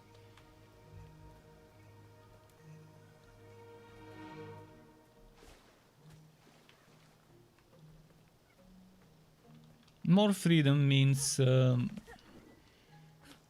letting players experiment more, and then players can give you feedback more quicker. Players can give you feedback quicker if they have access without needing to grind to new skills, and they can simply respec with the press of a button, removing points from one skill or from all skills. If you look at Warhammer Chaos Bane and how the god skills and the skills work, that's a good basis. If someone uses that as a skeleton of how respecking is handled, zero cost, total freedom, you can remove points from the passive skill tree 1 point at a time, multiple points at a time, or completely reset it. And for your active and passive skills, and they had another thing where you can just drag the skills you want to use. I mean, sure, it's not the perfect system, and it can definitely be improved, especially the skill menu where you only have 3 versions of each skill. It could be something like Wosen or Diablo 3 where you have multiple different modifiers for each skill. I mean, I think in the hack and slash ARPG Diablo style games, right now, if someone makes a Frankenstein of a game, taking a little bit of this game, a little bit of that game, and takes the right things from the right games, they can make an amazing game. Taking the best parts of each game out there, the best features and mechanics, and adapting them to make sense. Yeah, I think that's gonna be great. But that's never gonna happen.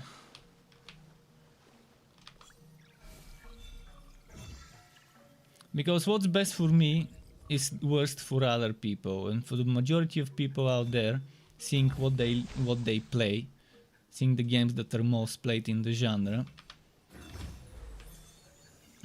I can assume that what I think is best is definitely the worst for many people out there.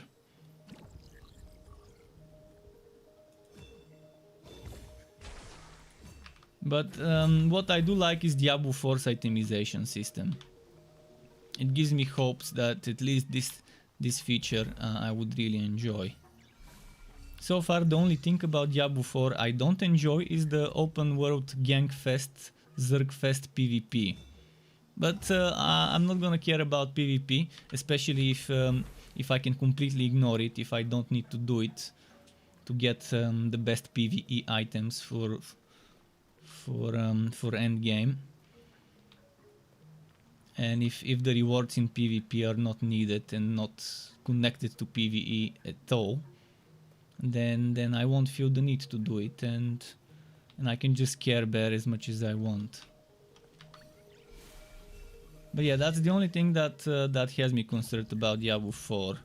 The terrible PvP Zergfest design, where solo players will just get destroyed by bigger numbers. Unless they're playing some meta overpowered builds that can wipe a whole party.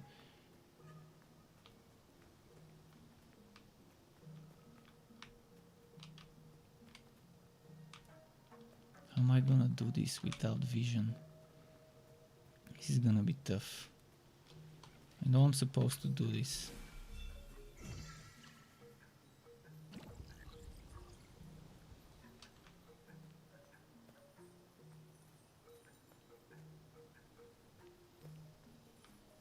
Ah.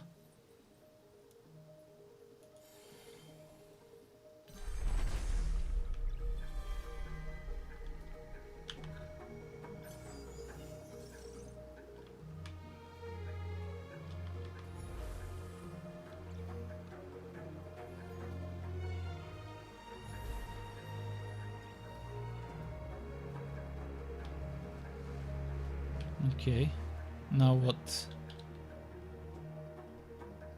I guess I need to go all the way here and then pass the bridge.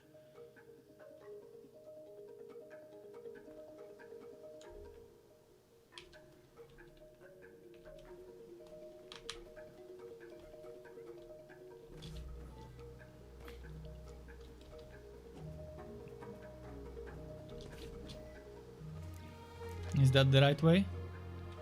I think it is, but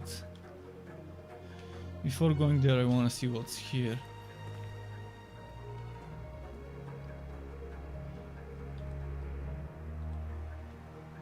Okay, let's check there first then.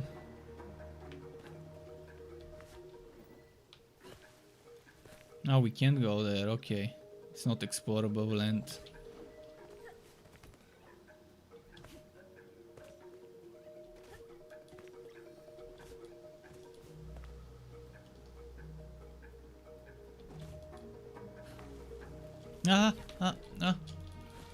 No, no. Ah, come on.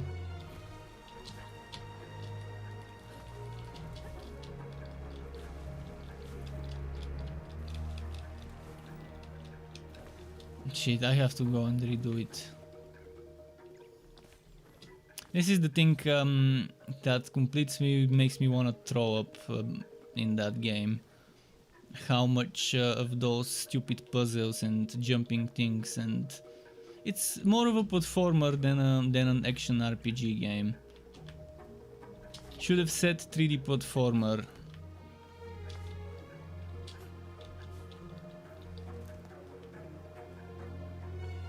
But again, I'm just gonna play it today. I don't see myself enjoying it enough to play tomorrow. I'm gonna give it some time today, play it, and then uninstall it. Because it's just not it's a good game, just not my kind of game with this much running around, jumping, interacting, solving puzzles. Feels like Spyro the Dragon, Super Mario 3D or whatever, Sonic the Hedgehog or stuff like that, with a little bit of combat and more puzzles.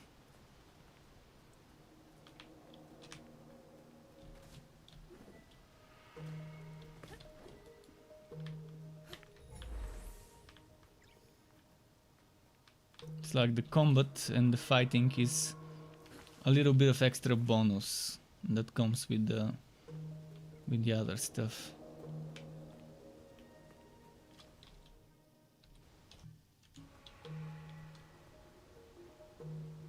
Where am I supposed to go? Am I supposed to just slide down here? I guess not. Am I just supposed to go forward?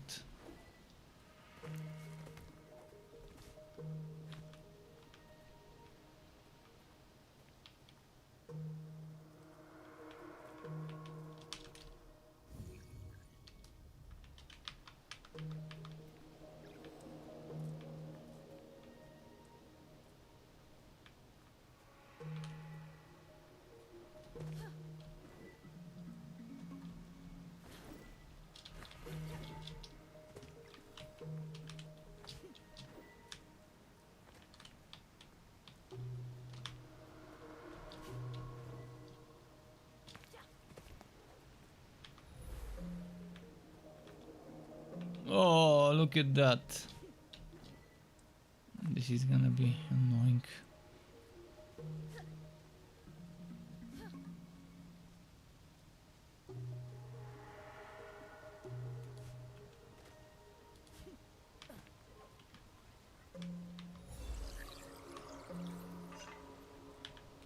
Yeah, at least we found one of those little fellas. Cute creatures.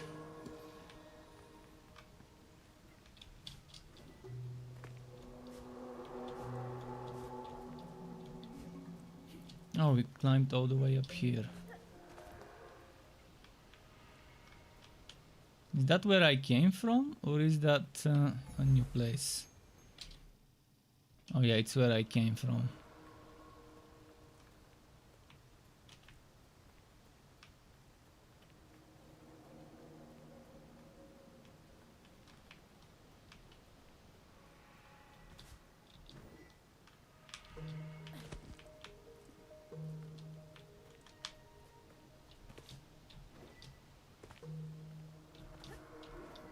I'm supposed to go this way.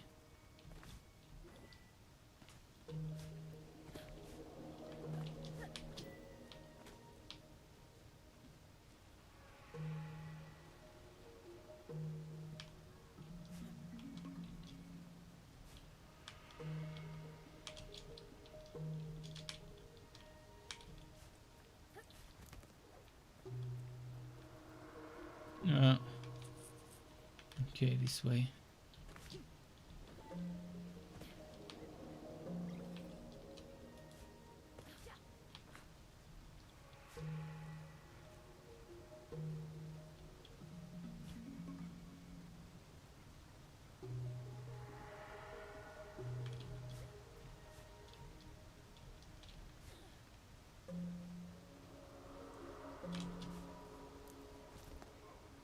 So what here?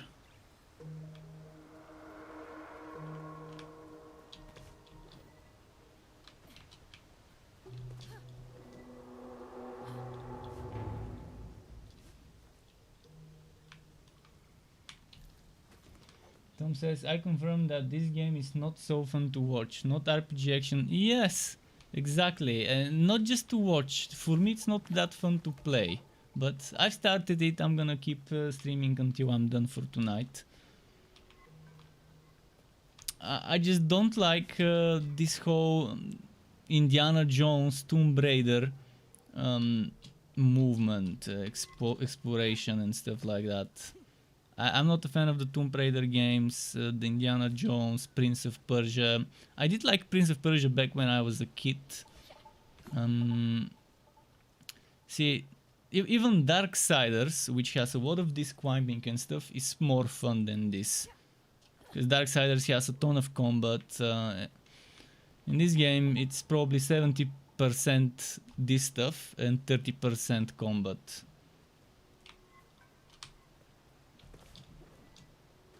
The old Tomb Raider. I've never played the new Tomb Raider. I only know the old Tomb Raider, so I'm not sure how they're different.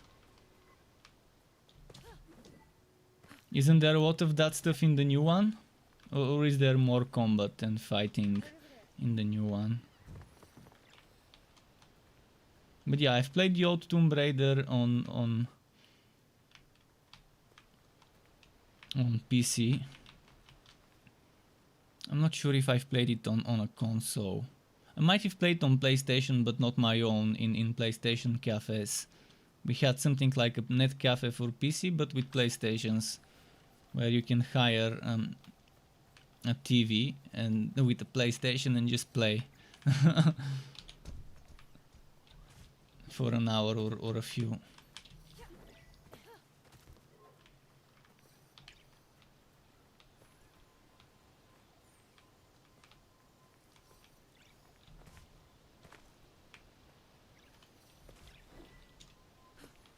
Okay, what am I doing here? Oh, why did I have to come here? Let's see.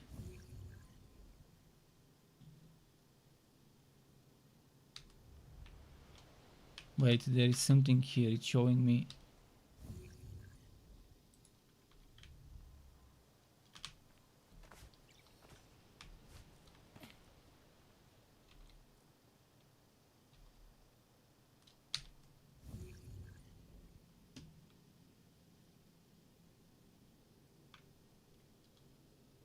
What the?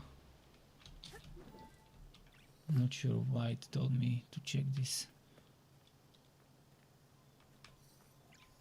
Oh, that's what.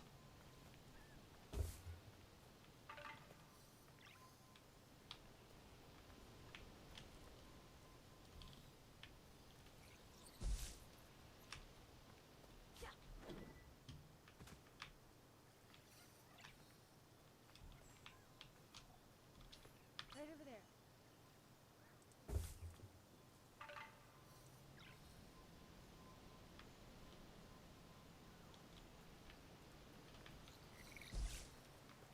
Wait, what? Over there. What am I supposed to do with those?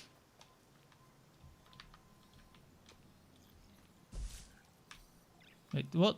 Over there. Ah, that's what. I thought I was supposed to move it and place it somewhere like a bridge. It was just to find a new route.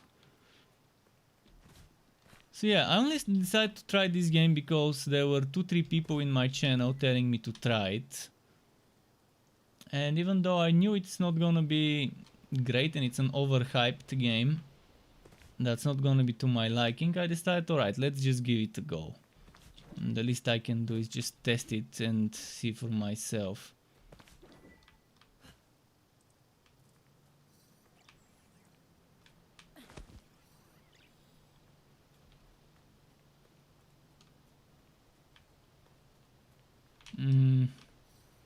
Now where? I need to go back.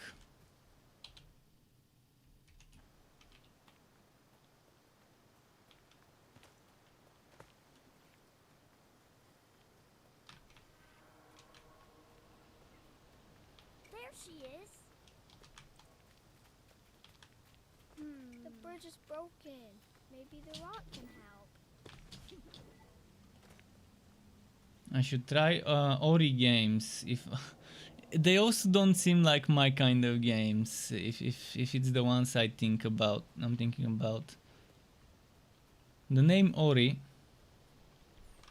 sounds exactly like that 3D platformer type of game, if I'm not mistaken. And again, I'm not a fan of platformer games.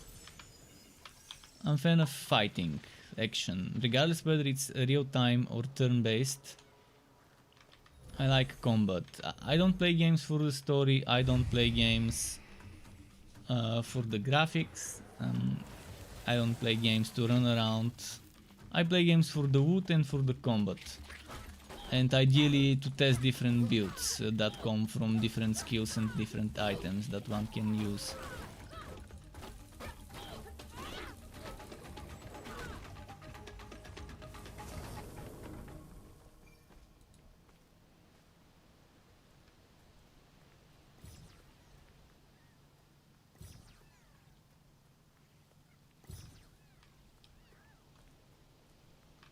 So ideally I like games with endgame, with a ton of replayability in terms of finding new items and testing new builds, stuff like that. So if you look at Torchlight 3 and Warhammer Chaosbane, those are the closest things, and the games that have the least amount of things I dislike about them. Sure, there are a lot of things I dislike about any game, but in Torchlight 3 and Chaos Bane, each of those has its own way of doing things, and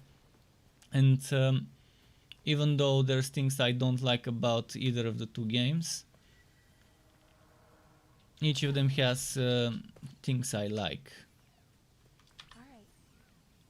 And there's a lot of things I like and several things I don't about them. Hold it for long.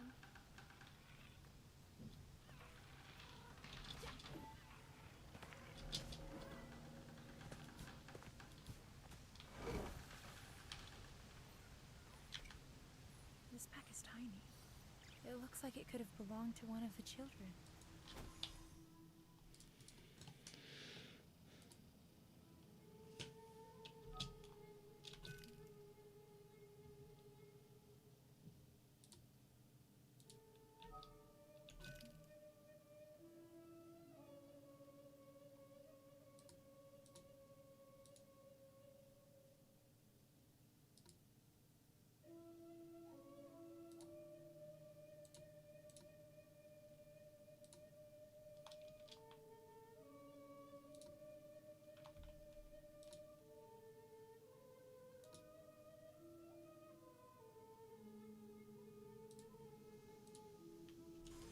Okay.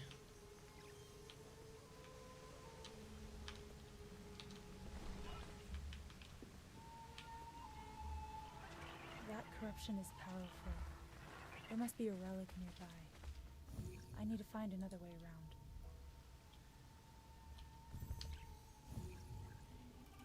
What's this now?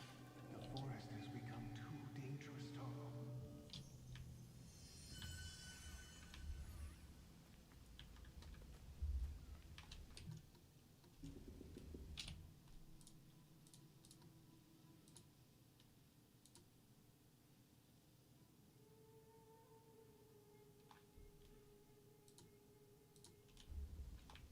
So what now?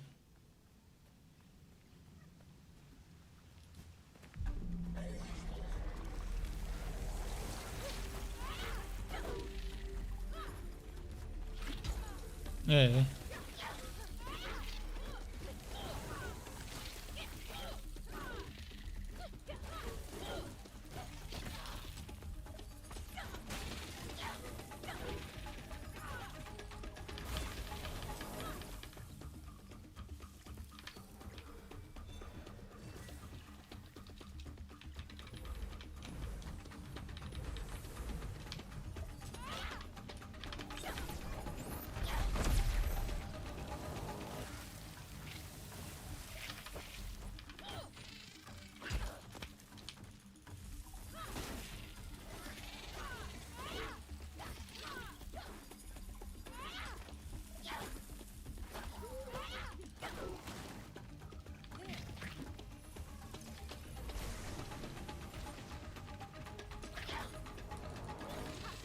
Okay.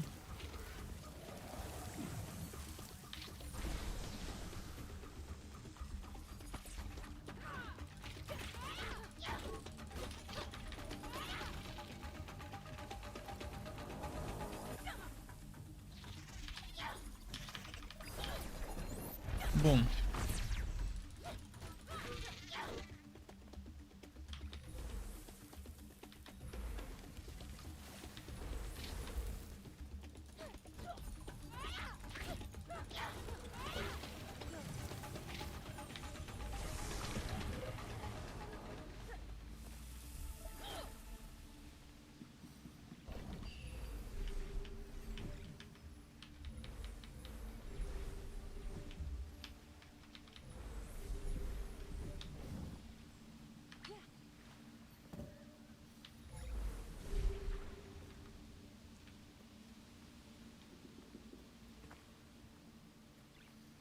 Where does this need to go?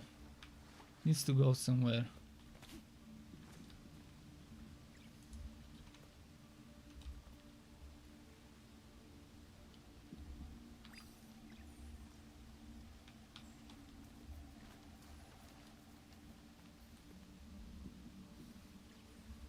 Is that it?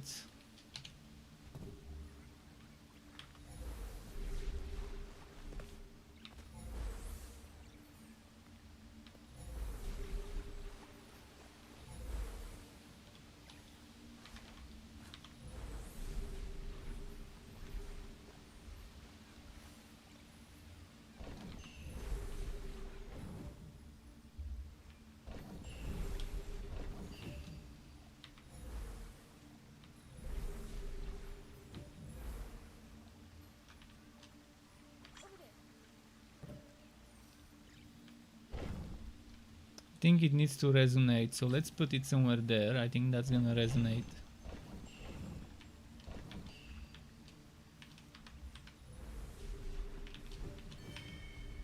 There we go. So yeah, it's just about resonance, so it can activate in a chain.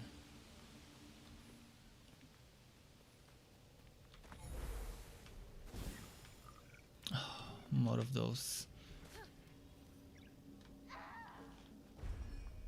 Seriously, it was this close.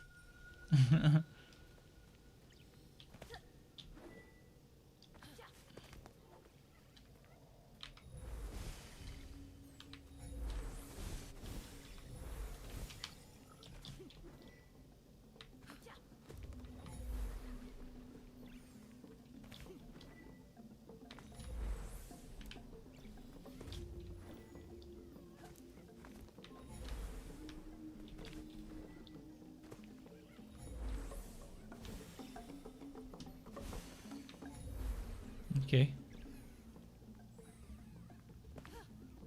And the weirdest part about this game is the trailer makes it seem as it makes it seem like there's gonna be a ton of action in the game. It doesn't tell you how many percentages of action versus jumping and running and doing puzzles and interacting with objects there will be.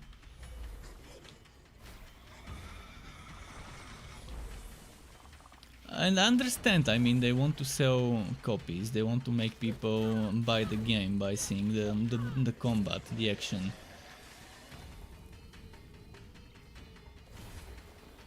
And it's not also advertising because there is action in the game, it's just not as much as one might think and hope.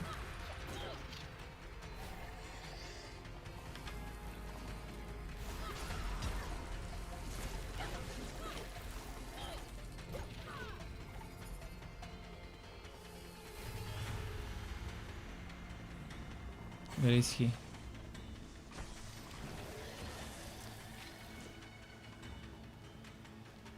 Where did it go? Oh, come on.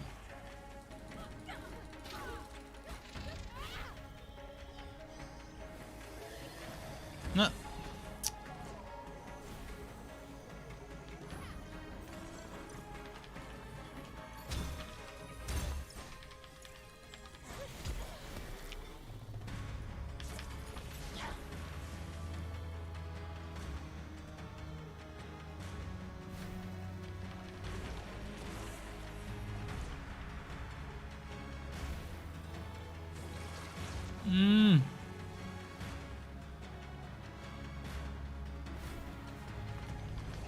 Ah!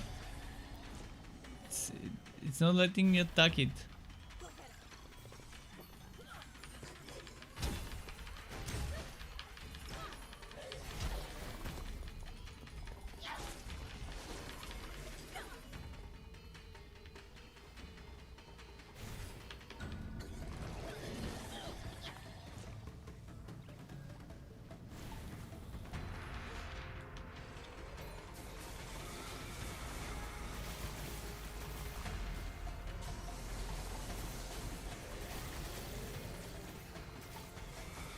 Come on, Kappa, calm down.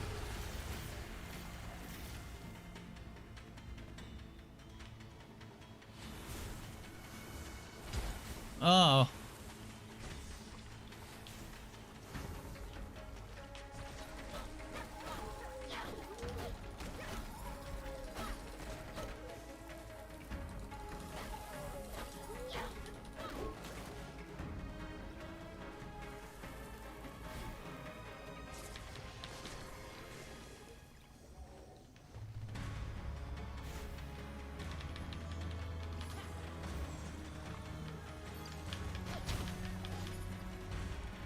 Okay.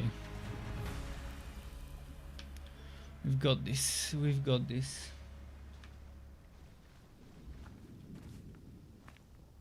What's next?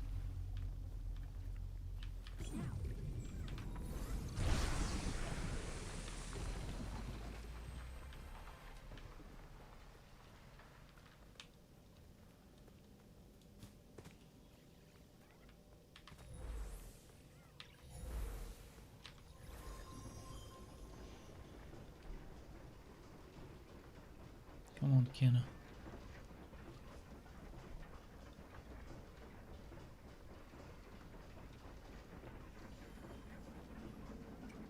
Hey, Hannah, you made it.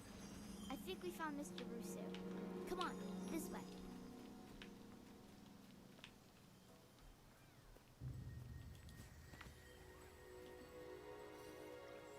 Can you pick that up?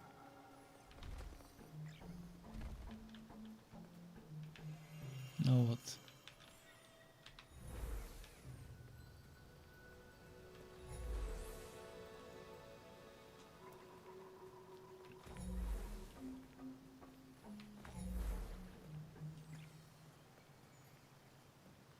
I'm gonna go this way. Wait, is that my first base? Am I back to the first base, or is that a new base? Seems like a new place.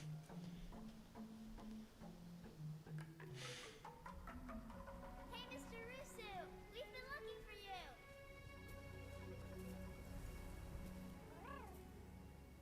We brought our friend Kena. She's here to help Taro. I think if someone wants to watch the movie, just find if someone uploaded the cutscenes one after the other. Just the cinematic cutscenes. Because as a movie, this game would be fun if you skip all the gameplay and just watch those cutscenes in the order of appearance. But like all things, the mountain shrine follows a natural cycle. One that our village struggled to understand. As the shrine's power began to fade, a devastating famine struck our village. Taro lost his parents, and he was left to take care of Benny and Saya. I should have done more to help Taro. And now I can only watch as his spirit struggles. For Taro. We can still help Taro, Rusu. Nakama There's a power, eh? relic covered by the ocean at your house. Nakama power solves I everything need in a those way to get games. through. That weapon you carry, I sense it holds a deeper power. The staff belonged to my father. The magic stick. It's been in our family for generations. He must have been a great spirit guide.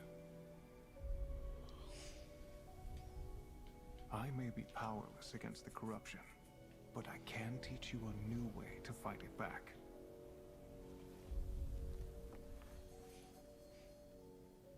To a trained Interesting archer, mask. the bow is simply an extension of the body.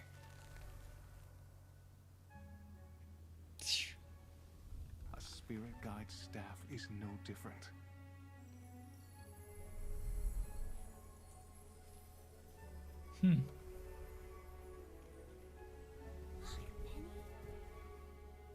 Ground yourself.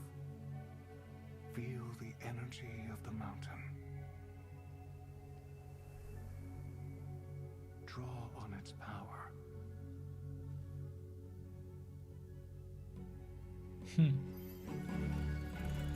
Ah, nice.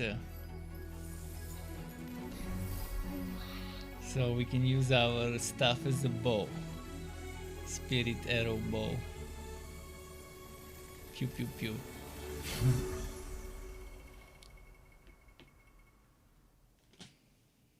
Well, that was nice. Your bow on these targets. When you are finished, feel free to practice at the other stations I've set up.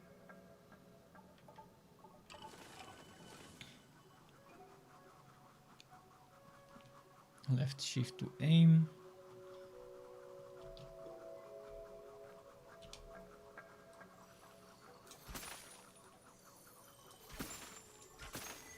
Wow, great shot.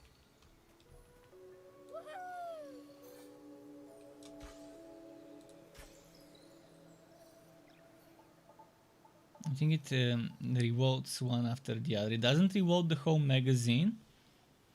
It's arrow per arrow per arrow. Okay. Can you pick that up?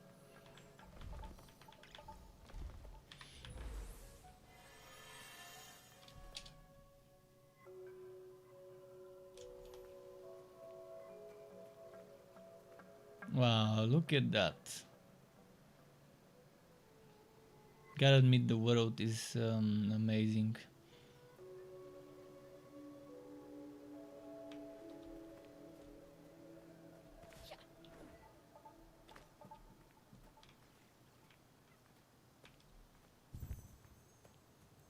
The best thing about this game is how well it's optimized.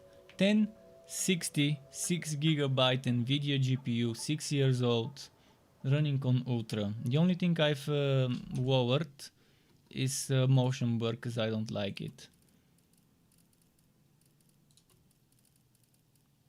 Oh, this one, it doesn't have Ultra. But yeah, Ultra, Ultra, Ultra, Ultra, and too high because those high just don't have an Ultra.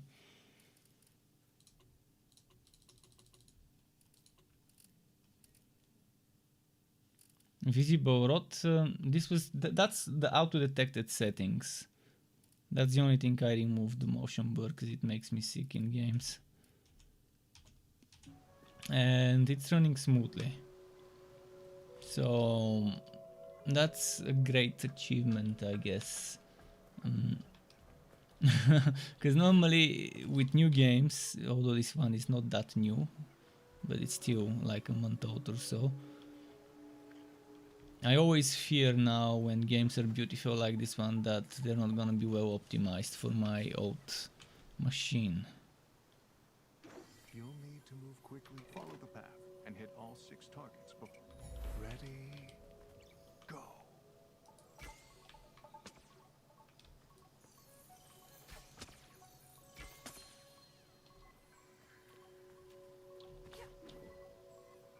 You know what? I'm not doing this. Let's keep going towards where the main quest is.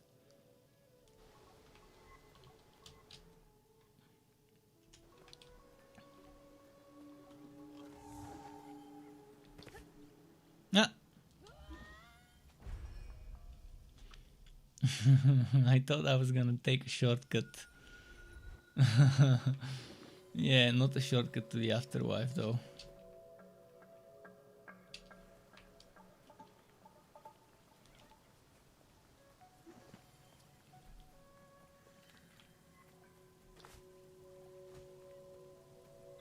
See that over there?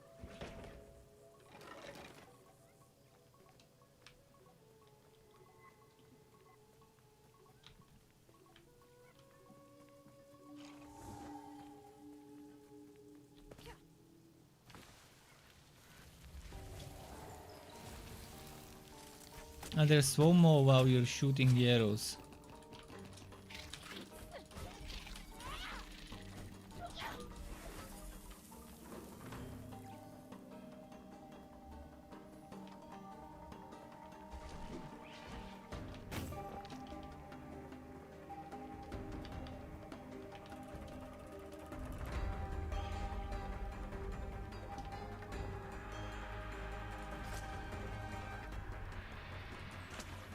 I'm supposed to be able to move this, I don't see how. Is there an enemy? Because there's still combat music, but I don't see an enemy.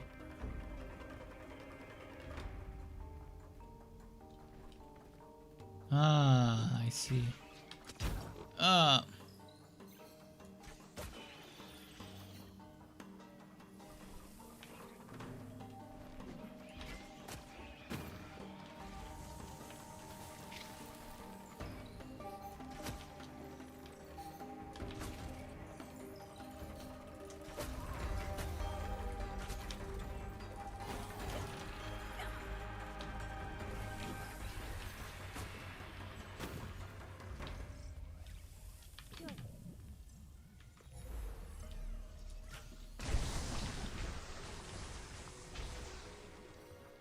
Can you pick that up? Okay. Man, look at the scenery.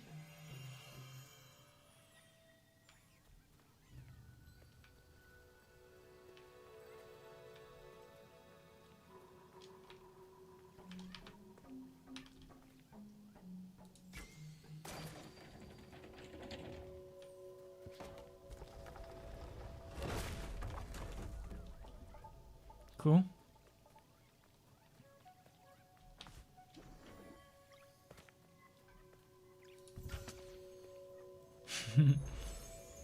He's invulnerable as expected.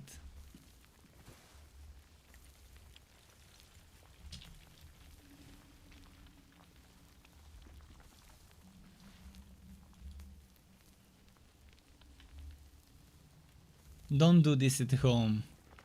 You will you will get your shoe soles burning. Well, not literally, but yeah, they'll get melted. I've tried it in mountains.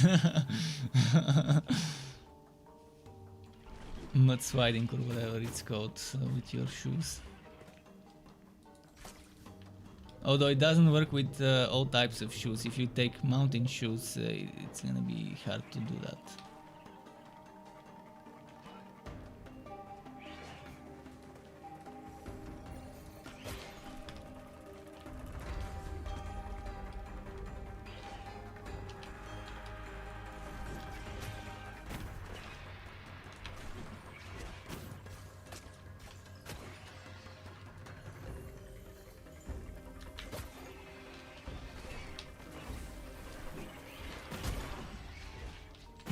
Ah!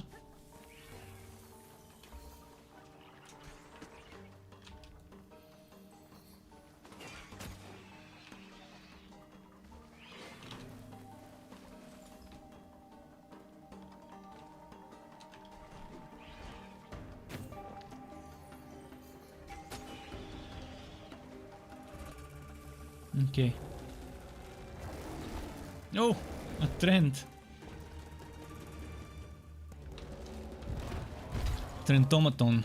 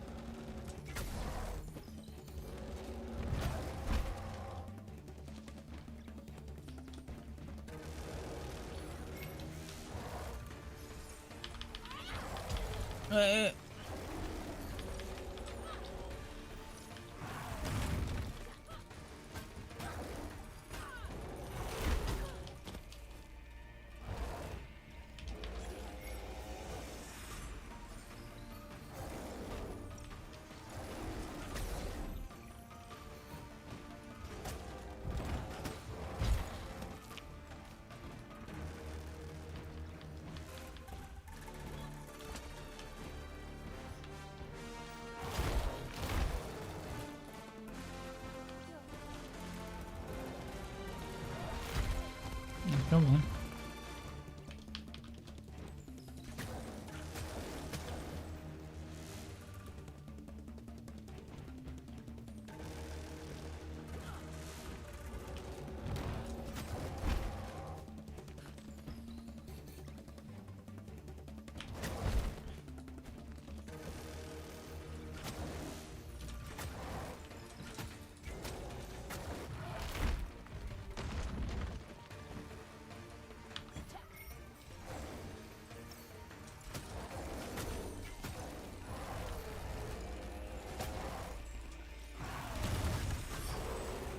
Okay.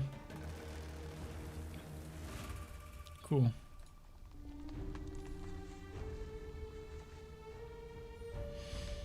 And the bud opened up.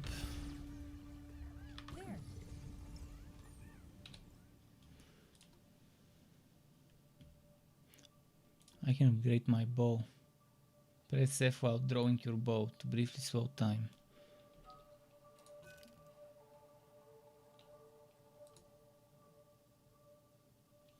When shooting a bound enemy, your arrow will split and damage nearby enemies.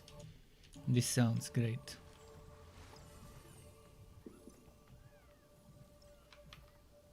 So, what now?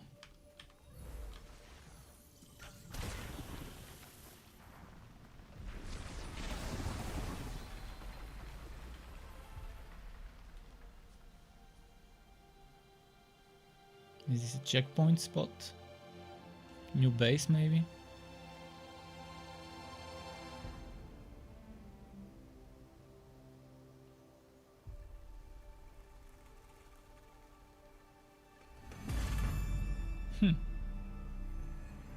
Is that going towards me or? Yeah, towards the mask.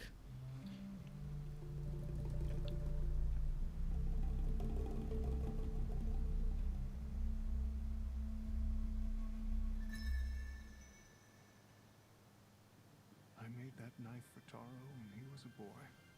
He loved these woods, consumed by the troubles of our village. I hope we can bring him peace. More relics are hidden in the I'll wait for you there.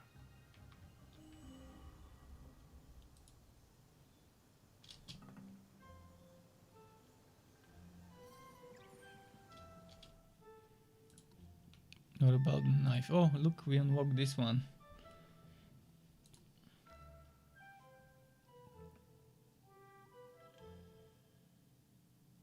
Cool.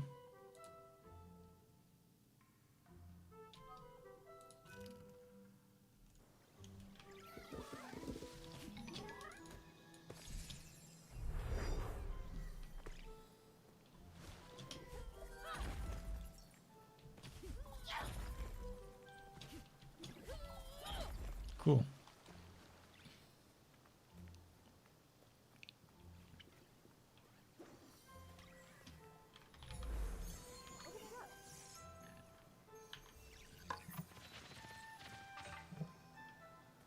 What do those fruits do? I guess they eat them. But what it does to them, what eating those fruits does to the rot, I have no idea.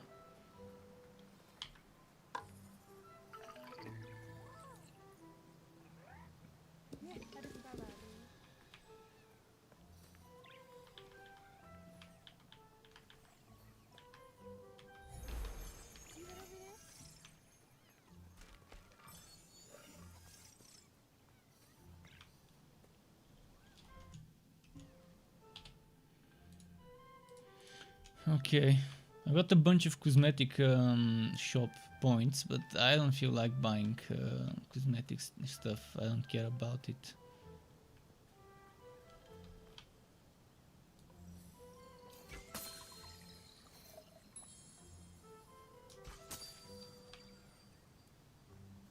Right there.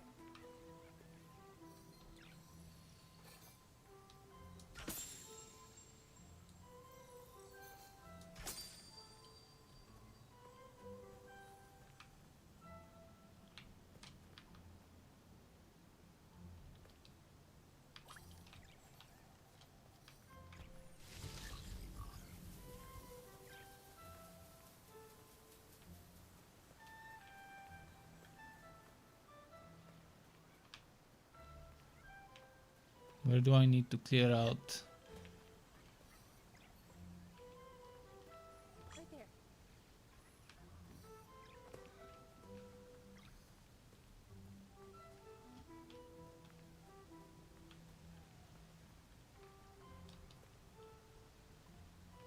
Where I can move this? But where?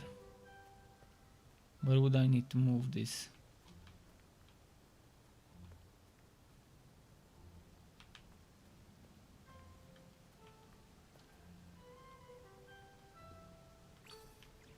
I'm not sure where I'm supposed to move it.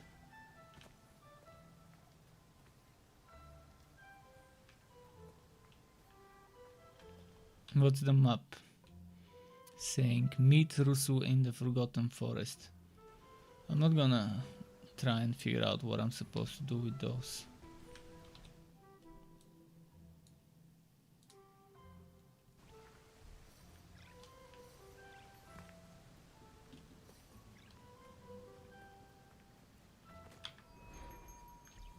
Let's warp. Maybe...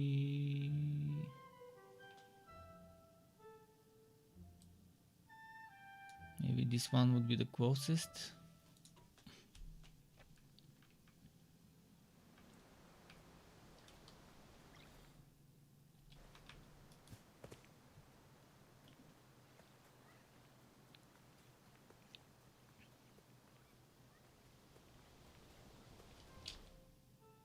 No, wrong way.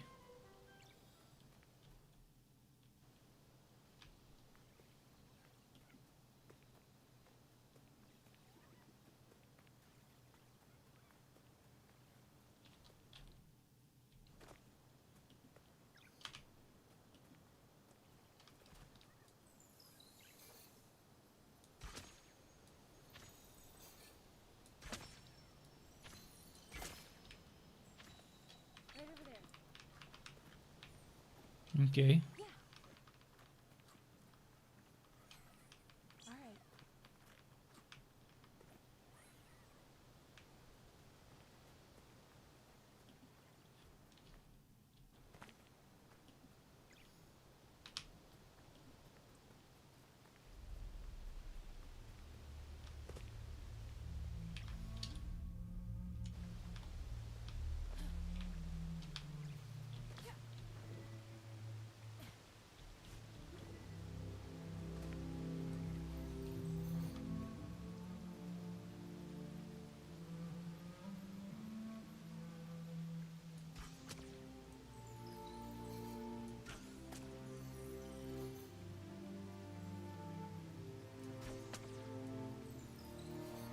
right. Can't hit it.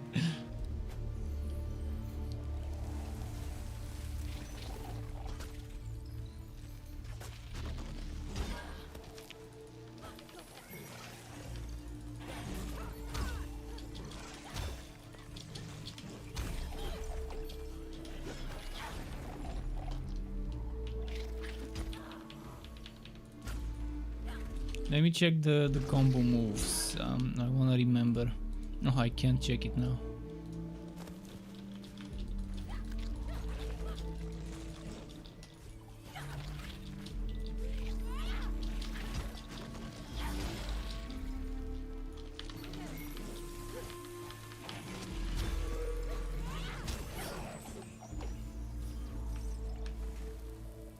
Okay, let me remember now, because there's combo moves I forgot how to do.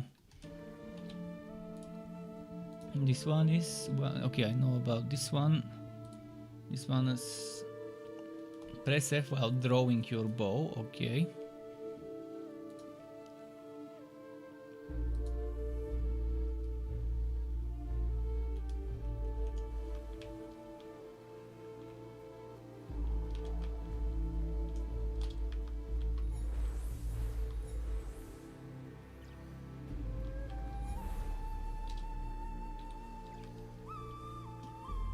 Let's see what's this way.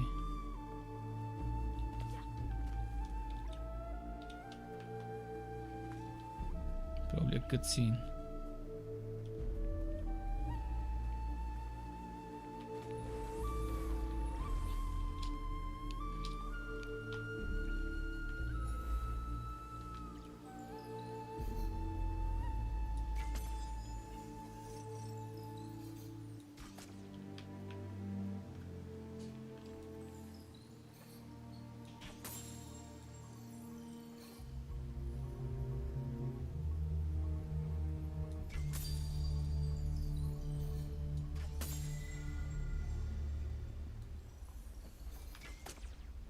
Cool.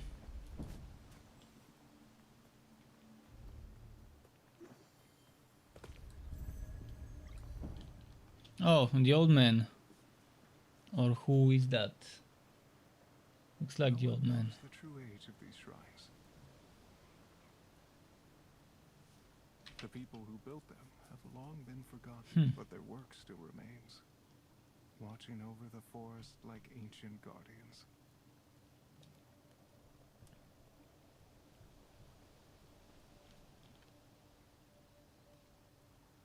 Taro's spirit has corrupted the shrines. I've marked the shrine locations on your map. Thank you, Rusu. I'll work to clean the shrines. Okay. Clean the shrines.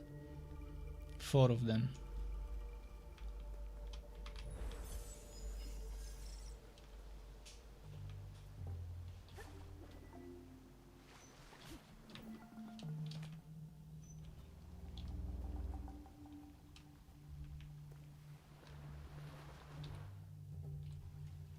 I think there's one over there on that hill.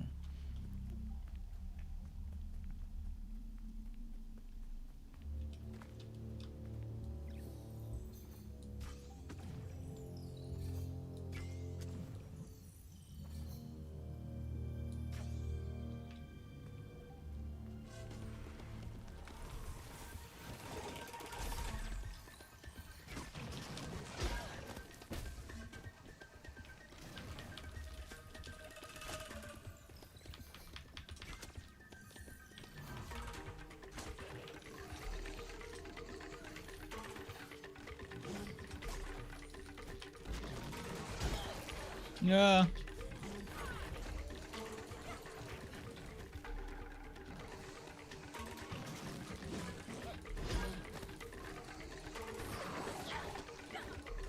Hmm.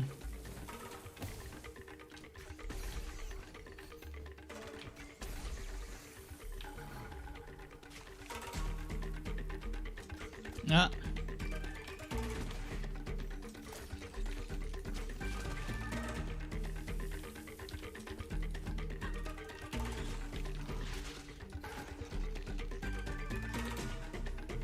I'm just not used to the controls and I keep messing up.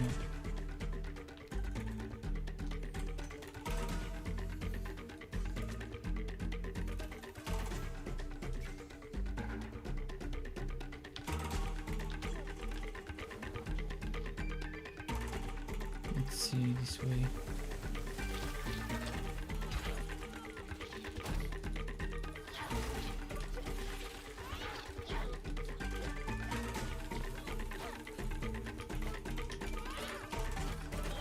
Cool.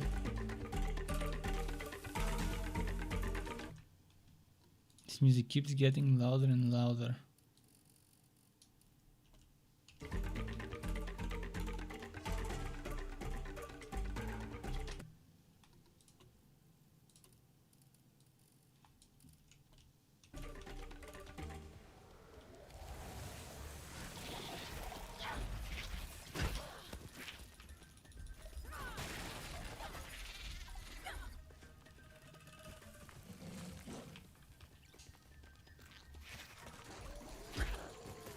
Yeah.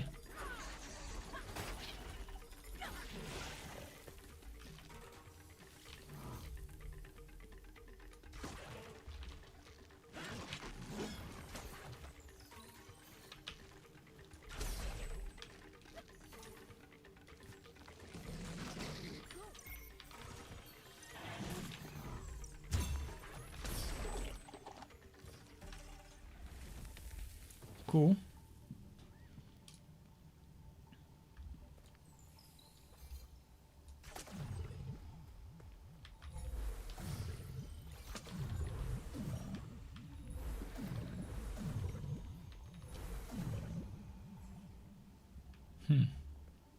What do I need to clear first?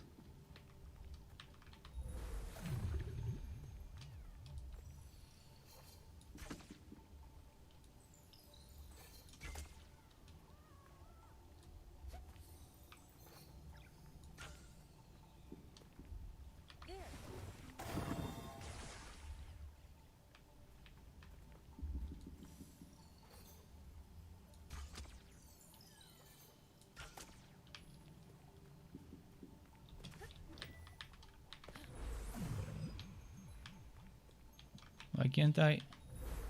Okay, that's...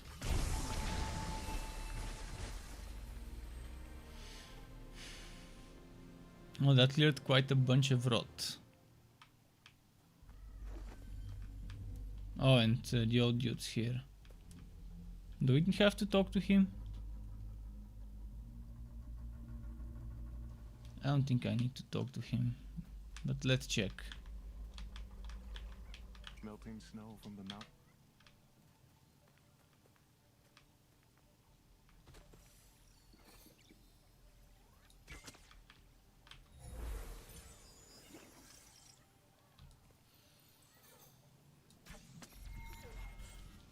Oh, that's what we can do.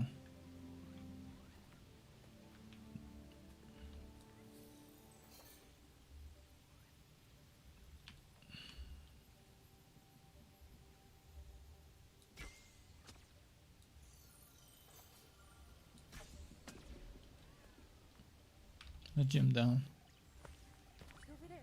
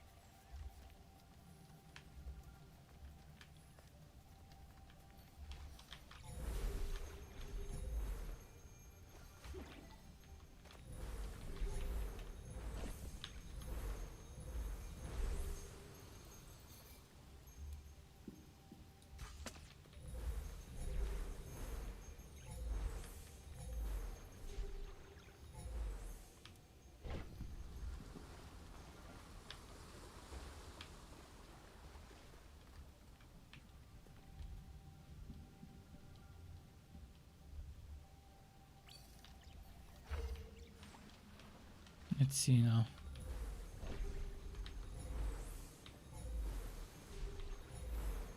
There's gotta be another stone left somewhere. This one works, but we need one more.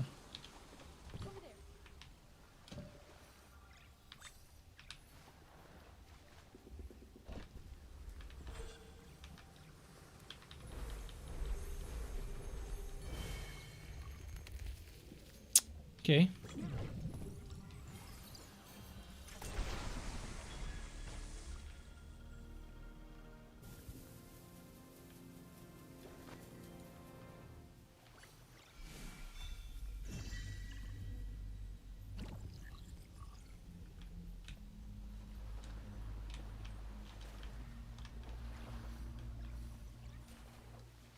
Where do I need this?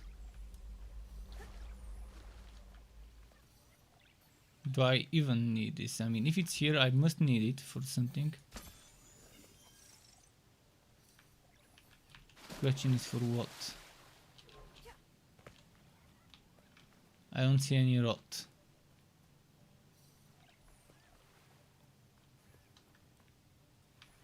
Let's look around. Oh, I see the rot now.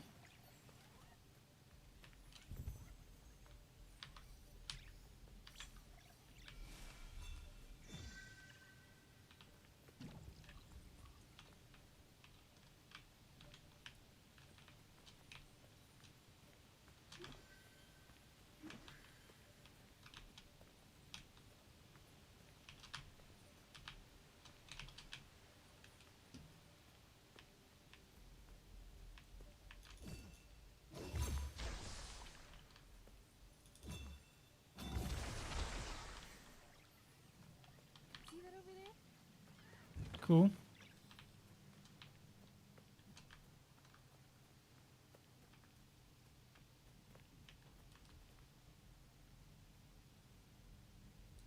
Not sure if this is the place.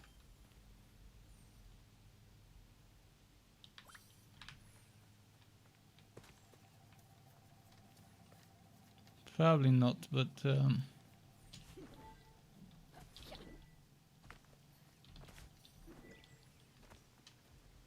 because I can get there by my own. So where would this be for?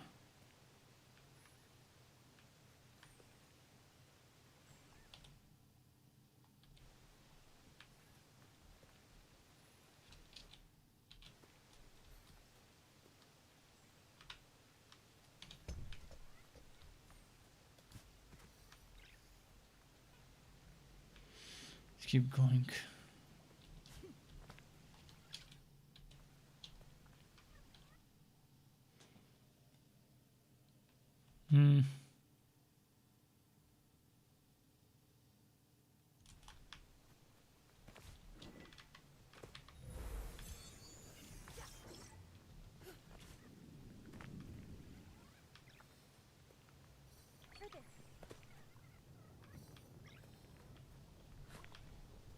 Guess I'm supposed to go through here.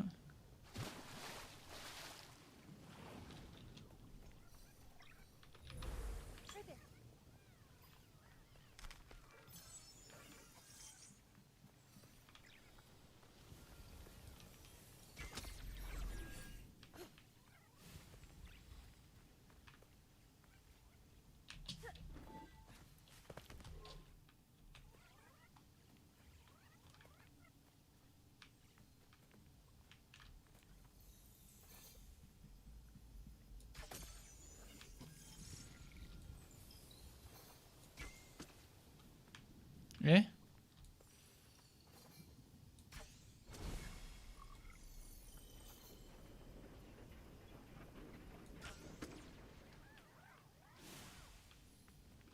What? Am I out of options?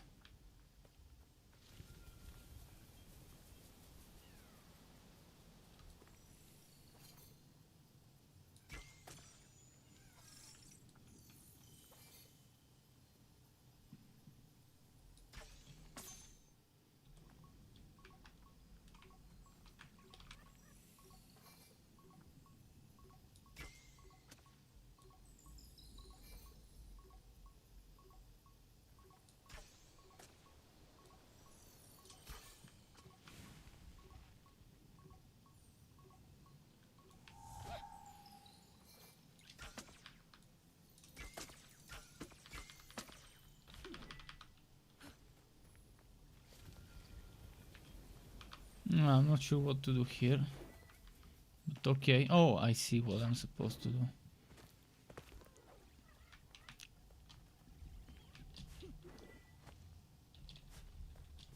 More parkour.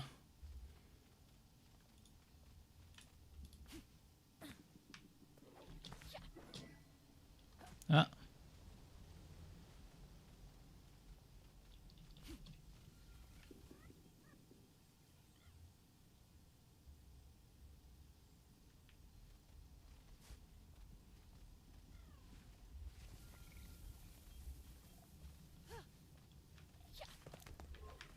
Right there.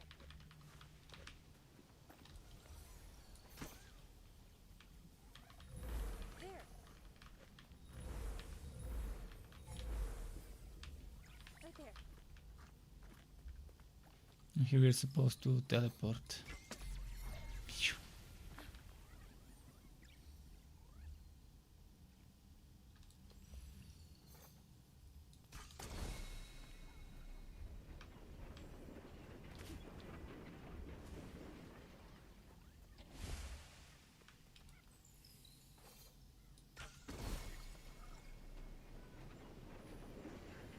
All right.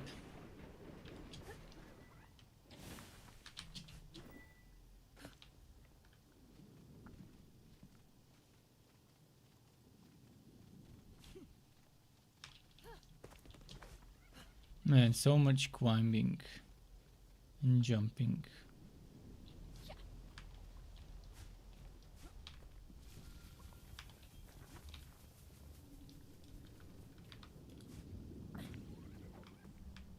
So what next?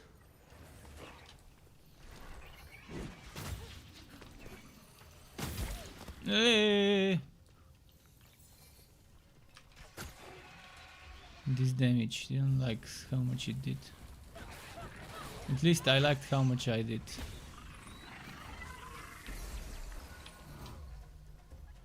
No, why? It changed my aim.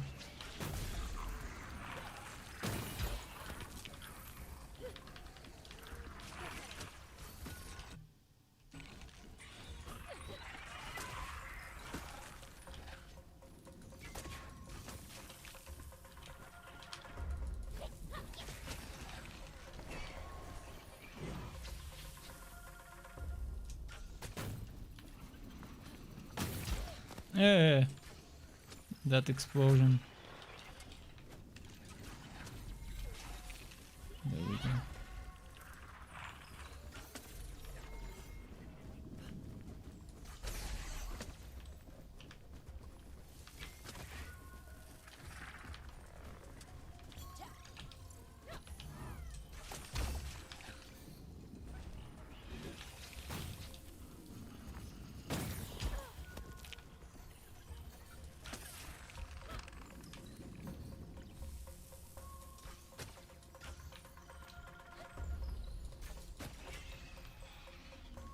Okay, got it.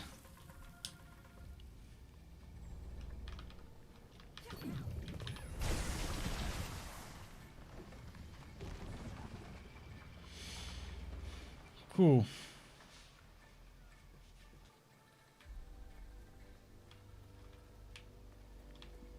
I'm getting very bored. I don't think I can play this for much longer. Probably another hour max before I stop. But at least it's enough to show people what the game is about. Less action, fighting and RPG, more platformer, jump, climb, puzzles, etc.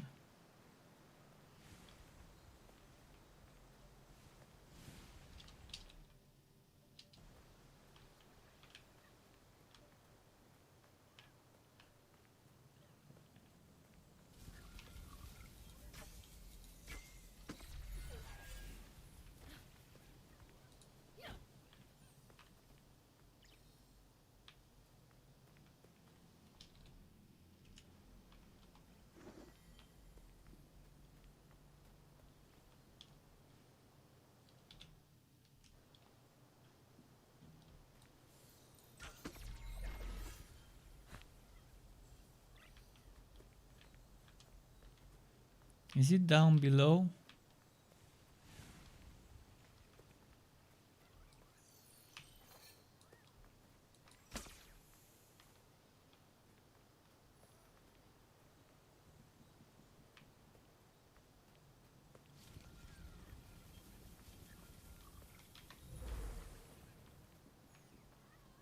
Hmm.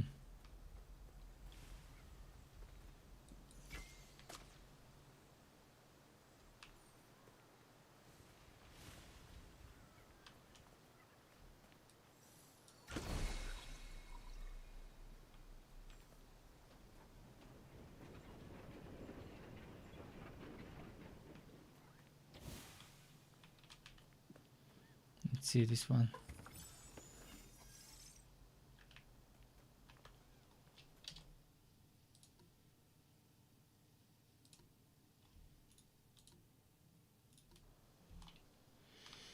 Hmm.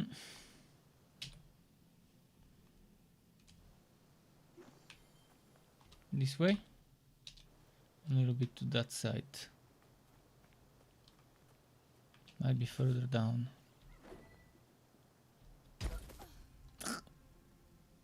Wrecked.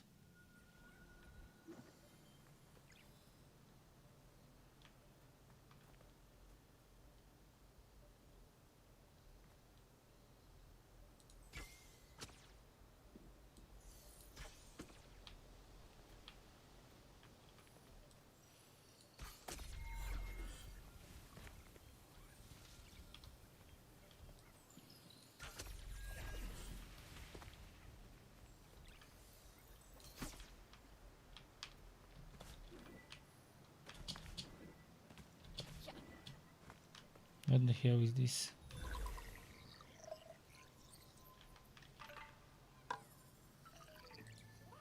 One more of those. Yeah, I didn't find this guy earlier. And now?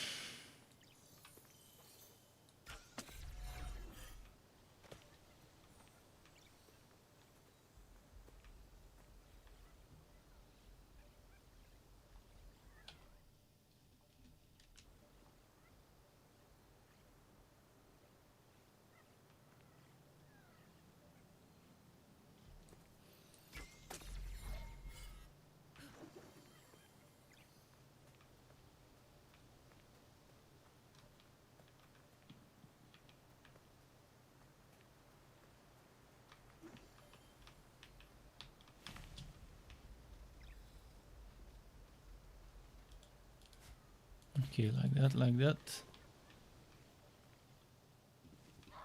Up. Seriously.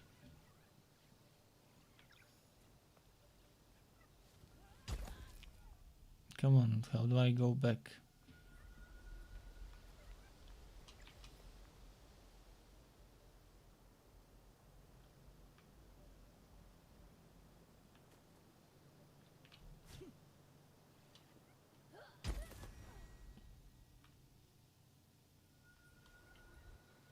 Is there no easy and fast way to go down? Ah.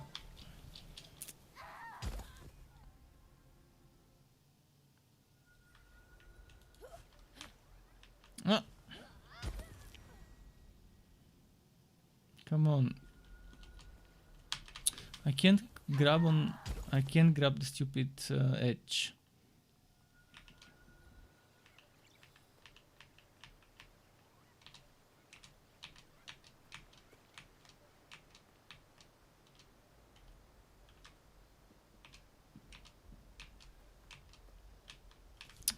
Come on. This is just ridiculously stupid.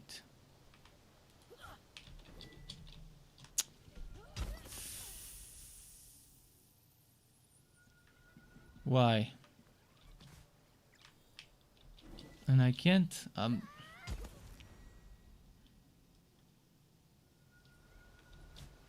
See, this one I can grab, but this one for some reason she just refuses to grab it.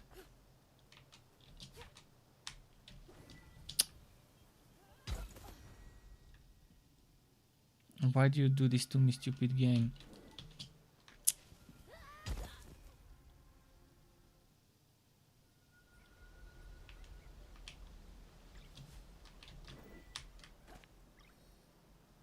Oh, look at that. We didn't grab it, but we were on top of it. I mean, yay, I guess.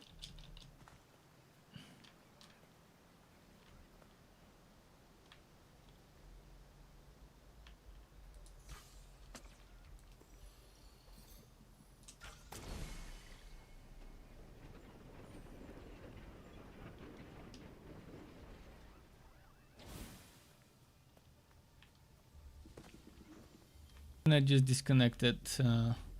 My internet just disconnected, so sorry for that. And earlier someone asked, is this Dark Souls? Well, apart from a little bit of the combat, there aren't many similarities, to be honest. Apart from it being a third person RPG combat. That's the only things it has in common with Dark Souls, I guess. It's more like Bright Souls rather than Dark Souls.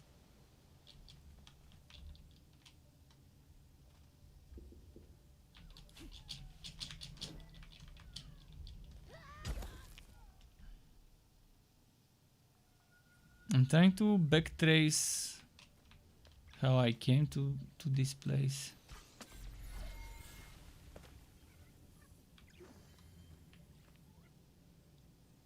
I just fucking can't.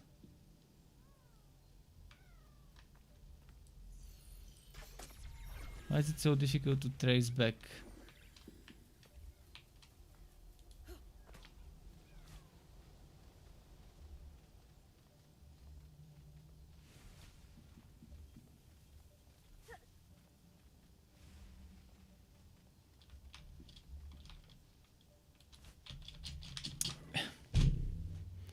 I'm gonna fucking uninstall if I don't manage to get down from this place. I'm just trying to go back the way I came. Why should that be a difficult thing to do? Returning the way you came from. Makes no sense. Okay, let's just try and do it differently. I'm gonna do it differently this time. I'm just gonna try this. Maybe that's gonna be easier if I do it that way.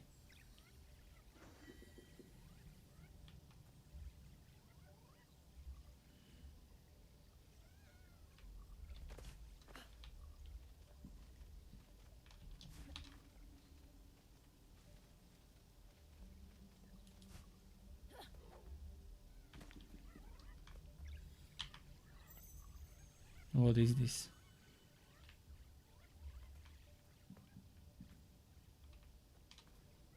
And now what?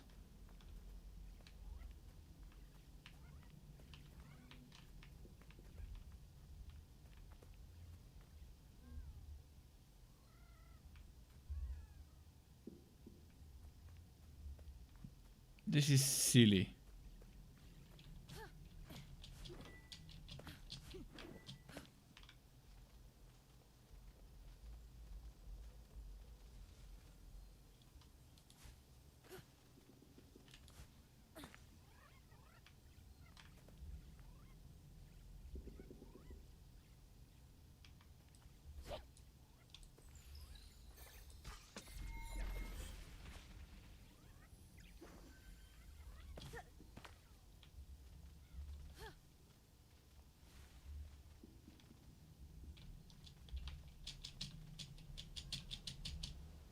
It doesn't let you jump. The only thing I can do is drop, and when I drop, by the time it lets me jump backwards, it's already too far.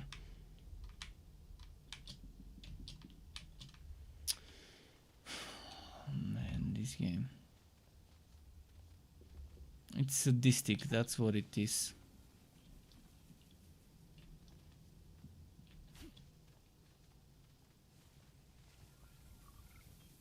I mean, come on, I'm just trying to climb down the way I came.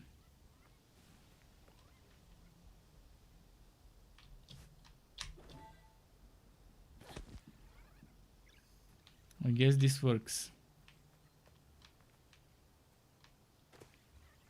Is this gonna be too high? Okay, finally.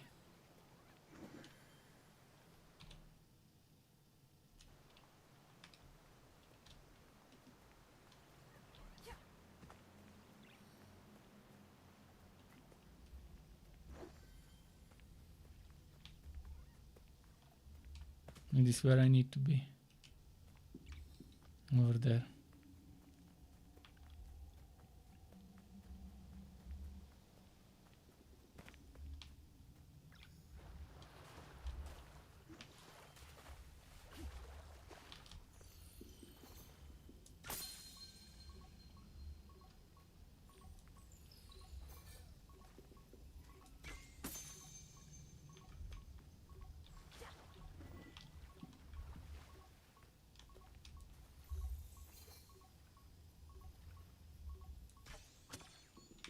Okay, and this.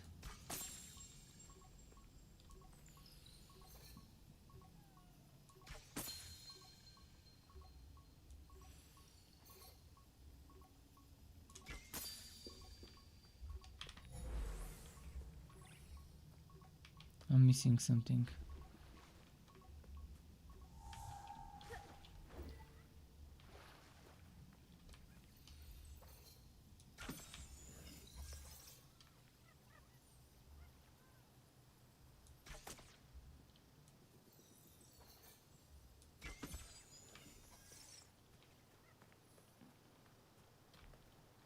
Where is the thing I'm missing?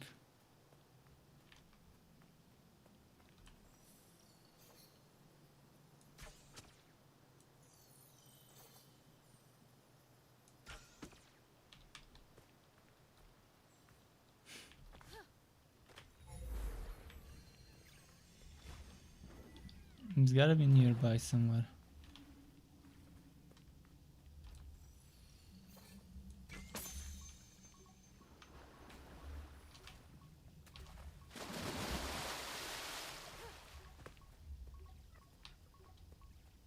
Am I blind? Must be blind if I'm not seeing it.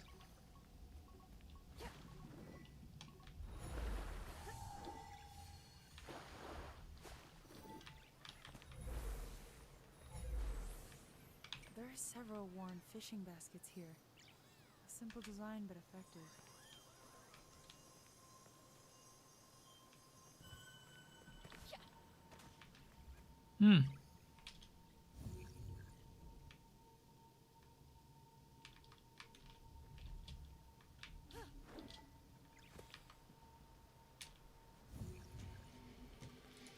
All right.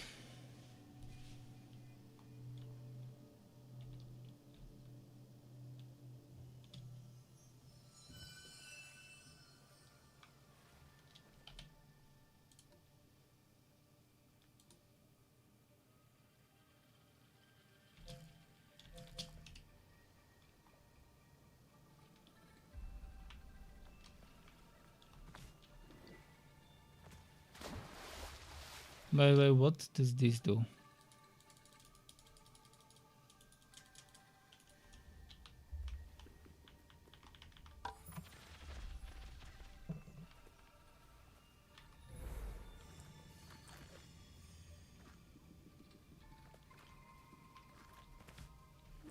I'm struggling to figure out what I'm supposed to do here. So 1 stone, 2 stones, with this one there, 3 stones, 4 stones. And I've clicked all of them. Again, 1, 2.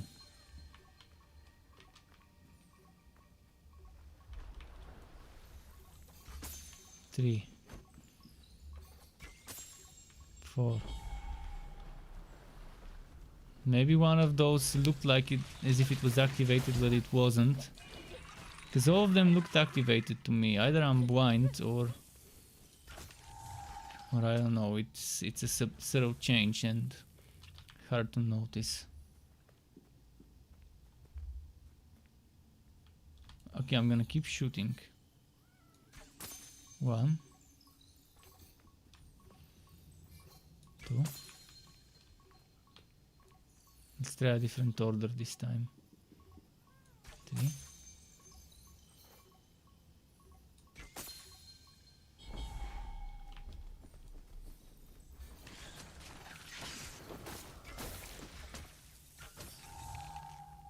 Please don't tell me I don't have to do this every time. This is the worst. Who thought it would be a good idea to make it this way? Having to hit them every time after a fight.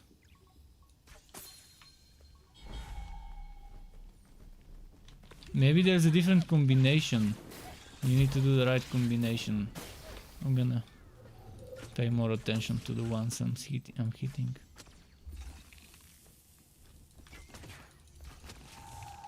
Could there be a symbol that hints at the order? Let's see if it's different.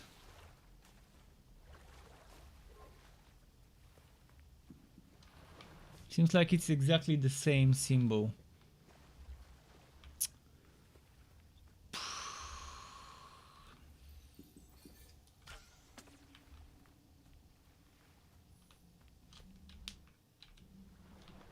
Why? That's the only thing I could ask myself.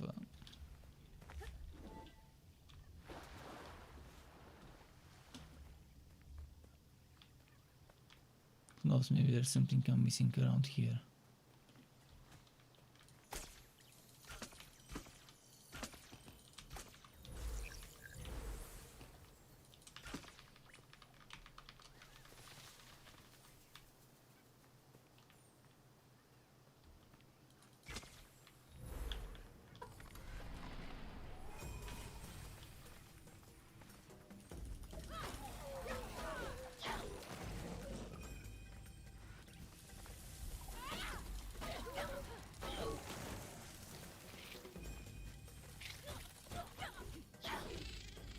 Okay.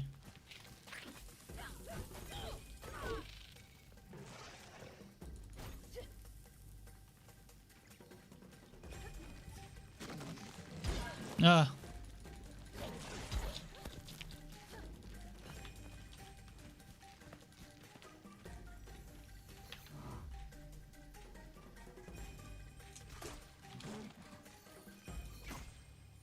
Eh? Ah, fuck it, there's a timer. Man, who decided to put timers on chests? Bad idea. Terrible idea.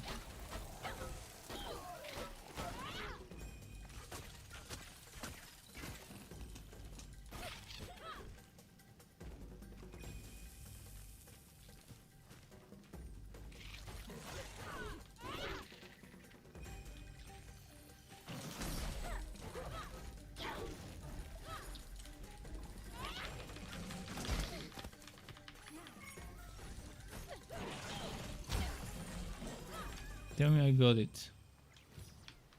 Ah, fuck. Please tell me I got it. No. This game... It's torture right now playing this game.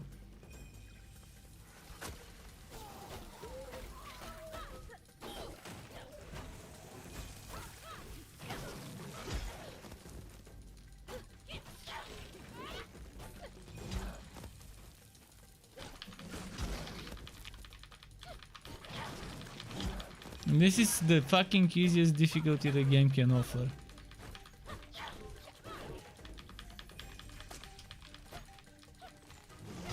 Ah no, fuck it, I'm uninstalling. I'm not gonna waste my time with this. Sorry, but it just... We're not a good fit, me and this game. thanks everyone for watching. I'll see what I'll play tomorrow. Goodbye from me and until next time.